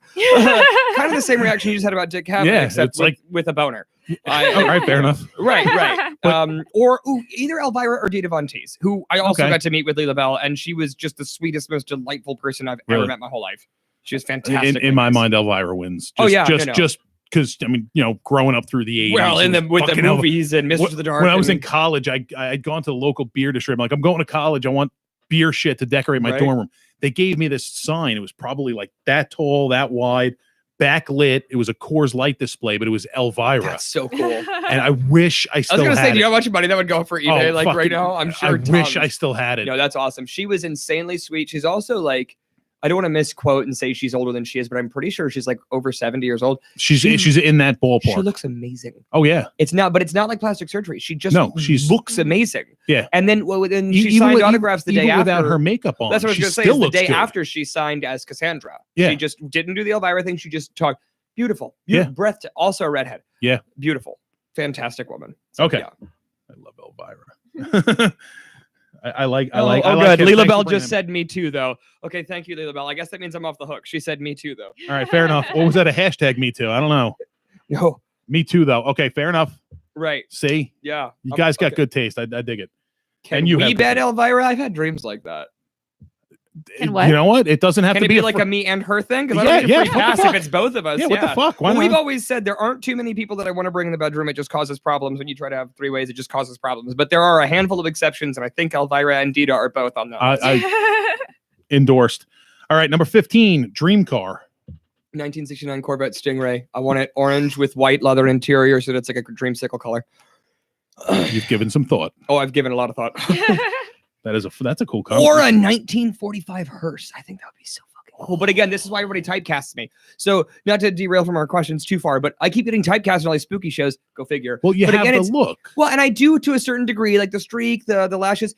When I first started creating this look, it was very much just like I wanted to be classic burlesque. I wanted to be Dita Von Teese. I wanted to be sparkly and pretty. But most people don't know that. No, they know goth. If a dude's wearing makeup, they're goth. That's what they are. They're creepy. They're spooky. But with the streak in I know, your hair, and so, it is very. And so I ended up just kind of being this like spooky. So I get most of my bookings September, October, November. Like that's when I get crazy busy, which is fine, and I do Rocky and all this other stuff. But like. And then I say shit like, "Oh, I want a hearse and I want to bang Elvira," and they're like, "Of course, that's what that's why I get typecast." Sense. Right? Exactly. Who cares? It's fucking awesome. Yeah. All right, number 16. What is the first album you remember buying? Oh my god, buying or hearing? Because like buying. Okay. First one you bought that you like. I got to have this. I bought it.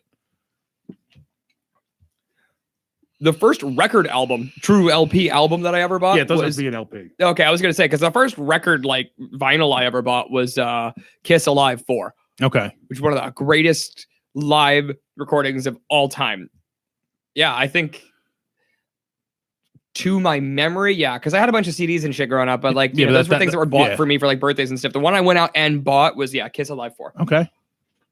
Go figure, I'm a Kiss fan. That's all right. No, I don't believe that shit. Not for their musical talent, just for their panache. All right, number 17.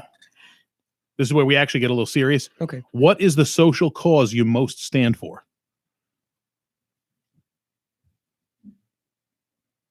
Got to say something, man. The dead air's killing me. I think it's a tie between suicide prevention and awareness, because I think that the world is a really, really magical place that is caked in a fine layer of filth.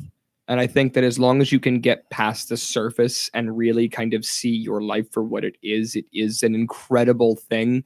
And we're very fortunate and lucky. Call it blessed, call it karma, call it what you will, but we're very fortunate to have this life. And I think that when people are made to feel so alone and so hopeless that they would rather shut it off, I think that's a really, really huge tragedy.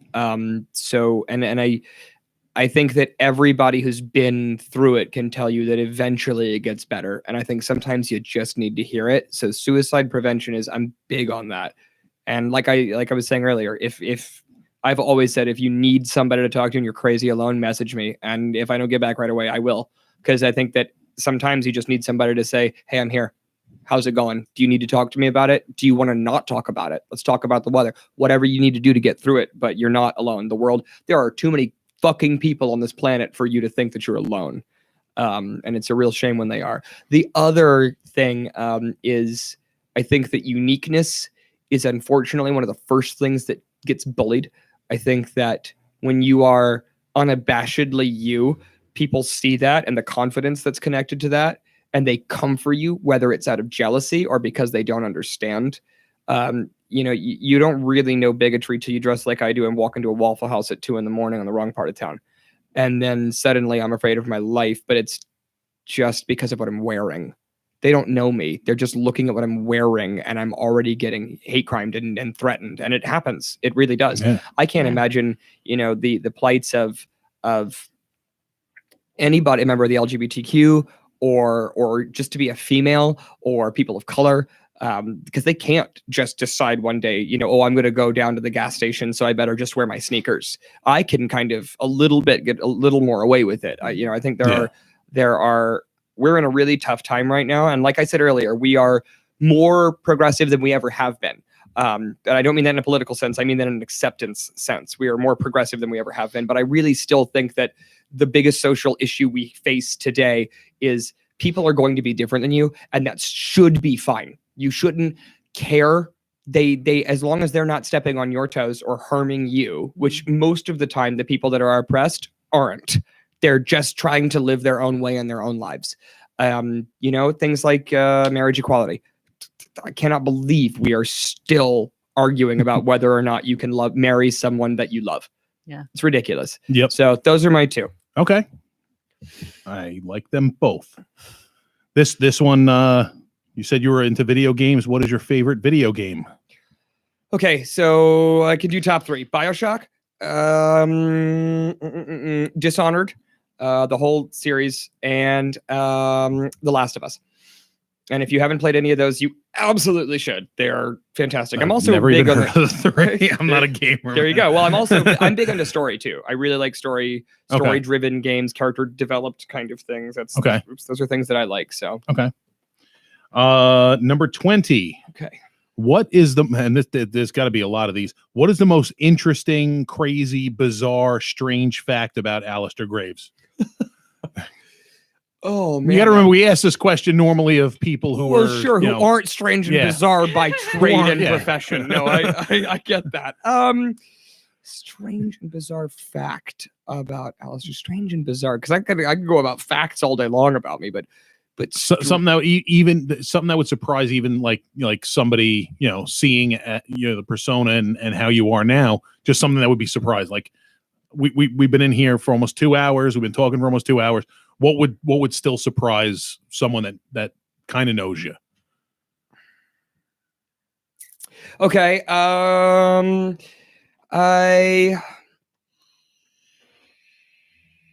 know. I'm just kind of going through my list here, and then it's funny because as a professional speaker, I have been taught it's better to just wait a second, gather your thoughts, and speak. But when you're on air, they don't want dead air, so no, I'm not allowed to gather my thoughts and speak. Well, I have to. Yeah. Okay. A bizarre fact about Alistair. No, see, like arachnophobia isn't. I mean, I guess that's kind of bizarre considering. But what level creepy, to arachnophobia? Oh no, screaming and jumping on shit. Immobilization. Can't hardly, have to worry about breathing. That's like true arachnophobia. Oh yeah, no, it's diagnosed. Like I cannot. Okay. I don't know about if it's very bizarre, but I have severe anxiety, but not social anxiety, just random anxiety. Okay. I will just out of the blue, and a lot of people out there that suffer from this kind of thing totally are going to be like, yeah, I get it. But like, I'll be sitting there doing work on my computer and all of a sudden just feel like the whole world's ending around me for no reason for like a solid minute, and then take a deep breath and go, I'm fine. But I can stand up in front of 10,000 people with zero issues, hand me a mic and I'll go.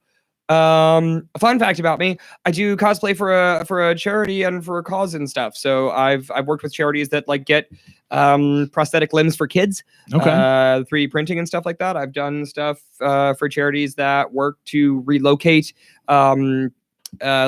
Mostly it is later teens that have come out and have been kicked out of their house. So I've worked for charities for doing that kind of thing. Okay. I do, so I'm a huge nerd who dresses up like Joker and other comic book characters, but I do it for a cause, damn it. Which, by the way, he showed me his picture of Joker, and holy shit. It's on my Instagram. Holy shit. Thank you. Yeah. Thank you. Yeah, well, we'll put out your social medias in a few minutes. I've seen a lot of Jokers. Yours is a good one. Thank you. I have seen a lot of Jokers too, but I try not to bash other people, but I'm like, there's some that didn't try. Did I skip over Dream Job? You did. Okay, we'll backtrack by one. Okay. Dream Job. exactly what I'm. You're not allowed to say what you currently do, by the way. Well, I was going to say exactly what I'm doing, Yeah. but on a much larger scale. Okay, yeah, Oh, okay, well, because okay. usually we get comedians in here, and 99.999% of all You're living a comedians, dream. well, they have to still work day jobs because comedy doesn't pay I shit. still work a day job too. Yes, sir. So everybody's immediate thing is comedy, but we're talking about not your day job. We're talking about your night job. Right. I think dream job. I would. Okay, if I couldn't do it in the form that I'm doing it now, I just went and saw Alan Cumming live. Legal Immigrant is his current show. Okay. Oh my God, he was fantastic. It was one of the best performances ever. So like to that kind of scale, I would like to do either a one man or like a cabaret burlesque kind of show. If I couldn't do that, talk show host, same personality, sitting at a desk, talk show host. I've always thought that would be a fantastic job, I think you'd be really good at that. especially if we did like a drag kind of LGBT burlesque performance kind of interviews. Okay, On like a talk show perform kind of deal. and then interview, sort of like like most of the nighttime talks. Sure. Yeah. I think it'd something be like that. so much fun. Alistair be. Darlene says you're very charismatic. Thank you. If I wasn't, I don't think I would have made it as far as I have. But no, sincerely, thank you. I try. Peter says some of the toughest people I know are LGBTQ. Absolutely. Like they can wreck bars, go home, and laugh. Oh yeah. Yeah. Oh yeah. No, I will say that I think I've met more physically intimidating LGBTQ bears than I have just like, people in general. Like the big, I have a couple of really massive gay bear friends. You know what I'm talking about, and I love you both.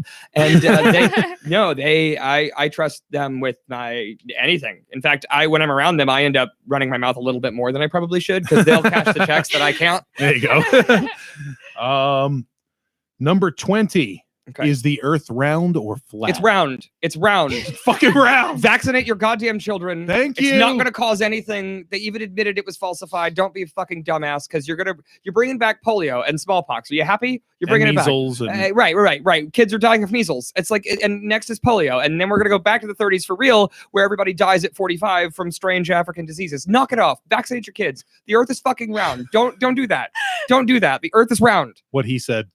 Oh my God. It blows my mind. Have you seen any of these documentaries about the flat earth thing? And I'm just like, that's the one question we ask. And we didn't get into it with Rio Paris, but Rio, I think, is a flat earth guy. No. Like legit. Like he didn't even want to talk. He's like, I'm not even talking about it. He's like, I think it's flat. We're not talking about it. Like it's hard. And I don't.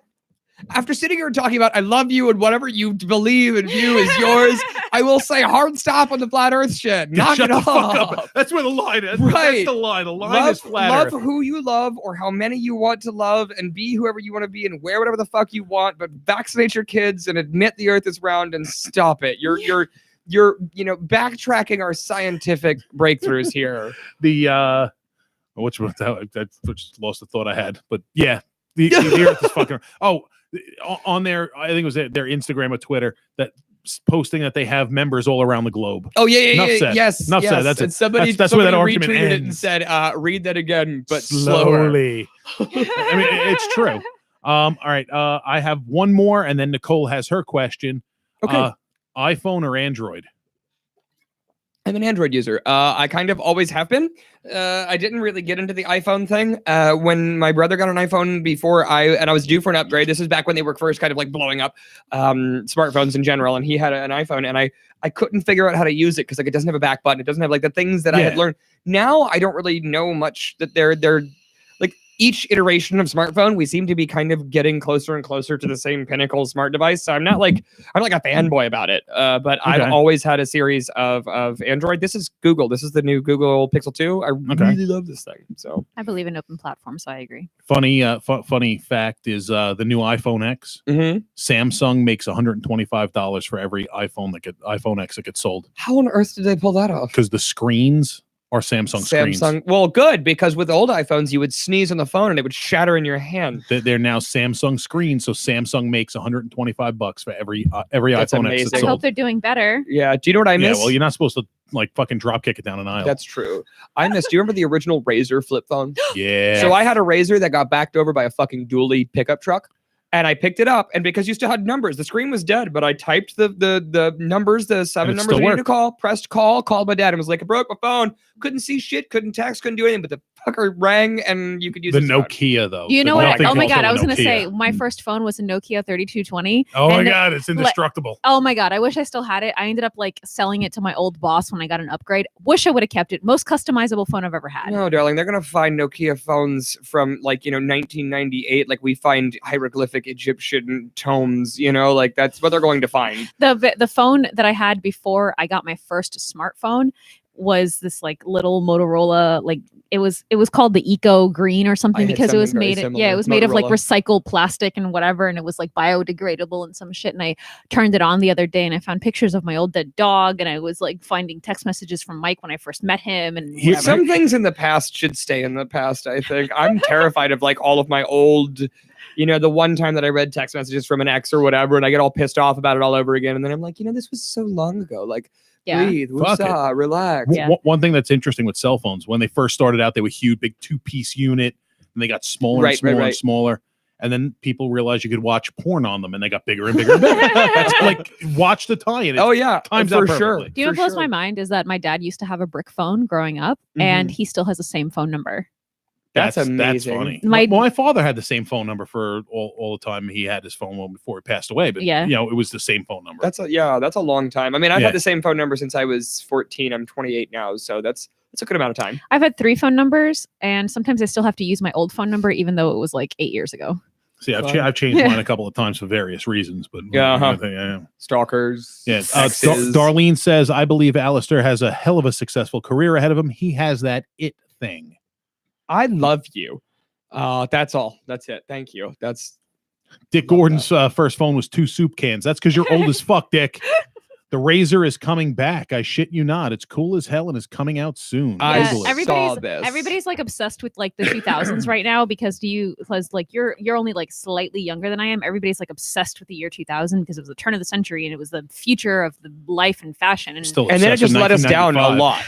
huh? Then it just let us down a lot. Yeah. The early 2000s just let me down a whole lot. Do you know what is it? I think I read something recently that the Jetsons were supposed to take place in like 2 years. Yeah. Well, we were supposed to have hoverboards by now and flying cars.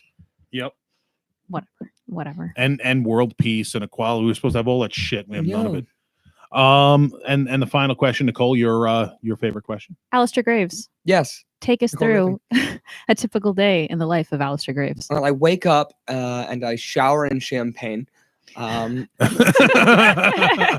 then before I go to bed every night, I bathe in a bath of Bombay Sapphire, not the cheap stuff. Okay. Classy. A typical day in the life. Well, we'll go through a typical day, a show day in the life of Alistair Graves, when Okay. Alistair Graves gets to kind of come out of the box, right? Show days, I will wake up. I try to let myself sleep in as a general rule. I think we all do, but Yeah. I like to let myself sleep in as much as I can on a show day. If I don't have any prior commitments, which I try not to have, try to grab a bite to eat. I'm a big fan of either rehashing the material that I have in my head throughout the day or watching documentaries or things of that nature, kind of to get me in the mood. I will listen Little to inspiration. Yes, I'll listen to like electro swing just to kind of get in that vibe that I want to be in. Pick the outfit. If it's a theme show, it's a little bit easier because it's got to fit the theme or whatever. But pick the outfit I'm going to wear. Try to get everything ready. I oftentimes go live when I'm doing my makeup because it's a really weirdly quiet and kind of somber thing. It used to help me kind of get into character, but the more and more I let Alistair just kind of be me, the easier it is for me to. And I found that almost having a conversation like we have has really kind of helped to sort of get that wit going. The older I get, the slower my brain is getting. And I'm like, come on. So having a quick kind of conversation, Facebook Live is great for that. I can kind of, like we've been doing, talk to the comments and get my face on. I try not to eat just before a show. I don't like that stuff sitting in there like a rock, I have my taglines I go over. I have certain phrases that I won't say now, but I have certain phrases and like key things that I will just kind of say over and over to try and get into that mode, into that character. I always try to look over the show notes the day of because I'm terrible about blanking on people's names when they're right in front of me. To me. Well, and as an Nicole's MC, seen it's it. literally like Yep. it is the bane of my life because that's the one job I have to get right is their names. I'm only there to make them look good and to announce, to buy them enough time to be ready and to announce their names so the crowd knows who the fuck they are. That's the whole reason I'm there. And at the end of the night, when it comes to lining everybody up, I will say the wrong names or blank. I will look at someone I've known for years and go, and can't come up with a name. I don't know what it is. I don't know. Maybe that's part of the anxiety thing. You know, I don't know what it is, but it has me like crazy. So I'll look over the notes. I'll try to make sure I've got everybody's names, everybody's taglines. Not to mention everybody, when you ask them what you want me to say about you, they give you a novel, and you have to be very nice and say, no, please, like something I can memorize really in 3 short. days. Yeah, I don't I've gotten want that. start with call me Ishmael before I'm introducing you. Yeah. You know, like let's not. So I try to look over my notes and whatnot. I try to remember the name of the place that I'm going to be at, which, you know, sounds That's like important. It It's is. important. And have you ever done that thing where you start to talk about the venue you're at and can't fucking remember what the name of the venue is? How many times have we done the show at Bellagio? Almost a year. Yeah, you guys have been doing almost- it a while. Almost a year, and every now and then I'll still have that brain for, you know, big thanks to where are we? The That's- theater. Yeah. The people here and everything here. Well, you're good at It's- covering it up. Yes. Thank you. Well, also, I really like, there's a couple of venues that I work with that have the name of the venue right across, that's either like a awesome. big banner or like on the side. You know what I mean? So it's like right there. Fantastic. Plus, there's a lot of them that are like very similar. A lot of names Yeah. of these venues are like, you know, brass mug, brass tap, brass, you know, okay. Brass then we monkey. go to the high dive, then the high place. And, you know, like they're all these fucking names that sound so similar. And that's almost worse. Yeah. It's almost worse to say the wrong place than just a Yeah. blank. So I look over my notes, and then I will tell you the surprising fact about me afterward is that afterward we find Waffle House because I fucking love Waffle House. Covered Steak and and smothered? eggs. Yeah, hell yeah, covered and Alright. smothered with the diced ham in them and everything, man. Absolutely. Full on. Nice. And that's it. And then I, you know, I take my corset off and you know, and I make room and unbutton my pants, and then I just destroy the biggest steak they'll let me have. Some nights I'll get 2 of them just because I really, you know, it's right. yeah. And then walk into a Waffle House 3 a.m. dressed like this. It's always an interesting time. Usually they're very nice, and nighttime waitress people, like servers, they've seen well, they way- used to see the they've freaks coming seen- out at night. Yeah. They've seen way crazier than me too. I Yeah. mean, you know, that's Oh, just yeah. that's just that. They're just happy that I'm not in there with a knife, you know, or with my pants off or whatever. I'm not Florida Manning, you know, Yeah. so they're just happy about that. Oh, I'm gonna use that term now. Florida Manning? Yeah, I we're have gonna found that flip- you can use anything as a verb as long as it's something that people know. You know, like Florida man, that's a noun, but you can do Florida Manning. I'm not Florida Manning. Verb it up. That's fucking beautiful. All right. So, Nicole, See. where can we see you? You can see me next week, Wednesday, at the New Connections Artist Showcase at Bellagio Cinema at 11778 North Del Mabry Highway from 7 to 11 p.m. And we will have some lovely performers. We have a singer, we have a dancer, we have comedians, we have Alistair will be there. I will. I'll be hanging around. Yeah, he'll be there. You'll be there. We have this amazing host named Roger. That guy's an asshole, I heard. Yeah, he's Sucks. all right. That's not why funny. people like him, though. And I don't know Yeah. how he does it. It must be the charisma. I Could think. be. Or they're just waiting for a Um, fat guy to fall. I don't know. Listen, you're an excellent host, okay? You're much better than I did for like 2 minutes on stage. You were fine. Shut up. So, oh, and by the way, shout out to Teddy who introduced K2 Lemieux when she went to go. She was emceeing for a moment at her show as well. Nice. Yeah. Yeah, so Teddy's going to be doing some stand up soon. I Nice. hope so. She is. I hope she is. She's an extremely talented person, She's- so I Yeah, hope she she is. is. She's an absolute She's dear too. I she love is. her. So you can see all those beautiful people. We'll have Hannah Ali doing some belly dance. We have Larmani singing and dancing with his friend.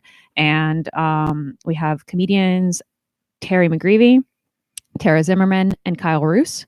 We have a paparazzi vendor. We have a new vendor called Hat to Hat, which makes custom hats on the spot. And H+11, as well as Miss Vicky's Hidden Treasures, which sells local honey and honey-made items, as well as salvage and antique items. Other than that, you can catch me every Friday and Saturday belly dancing at Acropolis in South Tampa and St. Pete, respectively, Gaspar's Grotto in Ybor, and something else that I will post on my social media, which is Instagram at Nicole_Raven, NIKOLE_RAVEN. That was amazing. Because again, this is the job that I'm supposed to do, and I have a little note card for everything because I'm going to blank. But you went trance just now. I don't know if you know She that did. your She- hands even went out and extended, and you're like crisscrossing the chair, and you're like, It did. You did. And you do that every week. Zen. It was really because impressive. I try to like muster all the information that I'm Oh, I holding up all know, at I once. So So, Alistair, where can we see you? Kind of all over the place, but I will tell you coming up this Friday at Howl in Fort Myers, we are doing a witches show. And without spoiling too much, I will let you know that what I'm wearing is going to be wicked. Ooh. You'll be green with envy. And so that's it. Howl at Fort Myers, and you can find out more information about that on my social media. May the 11th is the Hogwarts Sexpress. We're going to give you all 9 3/4. Yes, and we have it's going to be a huge lineup. It's produced by Frankie Markstone, my burlesque mom. She's fantastic in every way imaginable, and she's put together a hell of a show, including a touring drag queen, JD Hickok, who does an incredible Voldemort. If you've seen the Voldemort video floating around on Facebook, that's our performer. It's gonna be I'm so excited. That one is at Zenfinity, and that's in Newport Richie. And then I think I've got a whole bunch of other stuff coming up, but those are the two that are coming up the soonest. So well, they can find everything on your social media. Yes, they can. Yes, they can. Okay. So And which they can find you there. Instagram is at AGravesMC. That's AGRAVES, the letters MC. And then you can also find me on Facebook, Alistair, ALISTAIR, the English spelling, the proper spelling, the only spelling. Graves, like tombstones, like where they put you when you're dead. Graves. How glamorous. Where they put you where you're dead. And I'm not the guy from Michigan who has a wife and 3 children. I am this one. I'm not the other one, because there's several Alistair Graves on Facebook. I'm this one. If they can see your face now, I'm assuming they wouldn't. You'll confuse figure the it two. out. Right. Peter might fuck it up because he's drunk, but that's all right. Anything else to, social media tags, anything? Yeah, I mean, hashtag Knight in Shining Glamour, hashtag Lush with the Lashes. You can find me a lot of my posts under any of that stuff. Like I said, I go live all the time. So if you I do have a like page too. It doesn't get nearly posted on enough because Facebook likes to nerf your like page like crazy and then lets you as a profile do everything. Again, fuck suck. Just fix your platform, man. That's all we're asking. Seriously. Stop being so nitpicky. And so, yeah, I think if you subscribe or follow or hit the little bell or whatever the fuck it does, it'll let you know when I'm going live. And I try to post up all of my current shows and whatnot. You can also, we haven't posted on it in a while, but you can go find Vintage Variety has a Facebook page. That is the show that I produce along with Leela Bell Quaintrell, who's popped in and out on the comments a couple of times. Yeah, she just posted up some Star Wars weekend. Oh, shit. May the 4th, I'm going to be in Valdosta, Georgia. But May the 5th, we're doing Revenge of the 5th. And yeah, you can find all the information on my Facebook for that, too. But that's going to be at the High Dive. All right. So that's going to be a fantastic time. Yeah. All right. As far as for me, on Sunday, April 28th, you will see me at Del Mar in St. Petersburg with the Skits and Giggles. I'm doing the Dirty at 10:30. Gonna bust out the dirty jokes, doing that with Dick Gordon. Put that together. Nice job, Dick, on that one. Let's see. May 16th, I will be on Open Mic Live, a podcast based here in the Tampa Bay area. I'll be a guest on that. May 18th, Beef O'Brady's in Parish. Come on out and get you some of that. May 28th, I will be at McCurdy's for their open mic contest. That's down in Sarasota. And on June 12th, I will be at Broadway Comedy Club in lovely New York City. Then there's another show that week that we're going to announce soon as we get set in stone confirmation, where we will unveil Peter Wolfinger's stand-up comedy, and it's going to be awesome. You can find me on Facebook, YouTube, Twitter, Instagram at Real Roger Nelson. Don't forget to follow this show on all of those platforms at FooBar Weekly. Follow it, share it, fucking share it. Seriously, share it with everybody. Get everybody else to subscribe. Get your mother to subscribe. She's probably hot. I do her, so get her to subscribe. My mom's listening. Thank you very much. Your mom's hot. Okay. I like your mom. Okay. She's cool. No, your mom's awesome. Okay. That was for everybody else's moms. So aside from that, Alistair, I'd like to thank you for coming in tonight. Hopefully you had a good time. We all did. Great time. Seems like the audience really responded well. And I think that's it. Anybody else have anything else they'd like to add? Say? When am I going to get you in a pair of these? As soon as you can find one at 13 wide. All right, challenge accepted. I got pictures of me in makeup and a dress and in a bikini on stage. Challenge accepted, Me yeah. in a bikini. Just think about that for a minute. Well, Yeah, get there, get that the fuck out of here. now I'm gonna do the dirty at 10:32. There you go. Whoa, it's gonna be a good time. So, aside from that, anything else? Nicole, you good? What do you Yes. how do you want to close it out? Foo Bar out.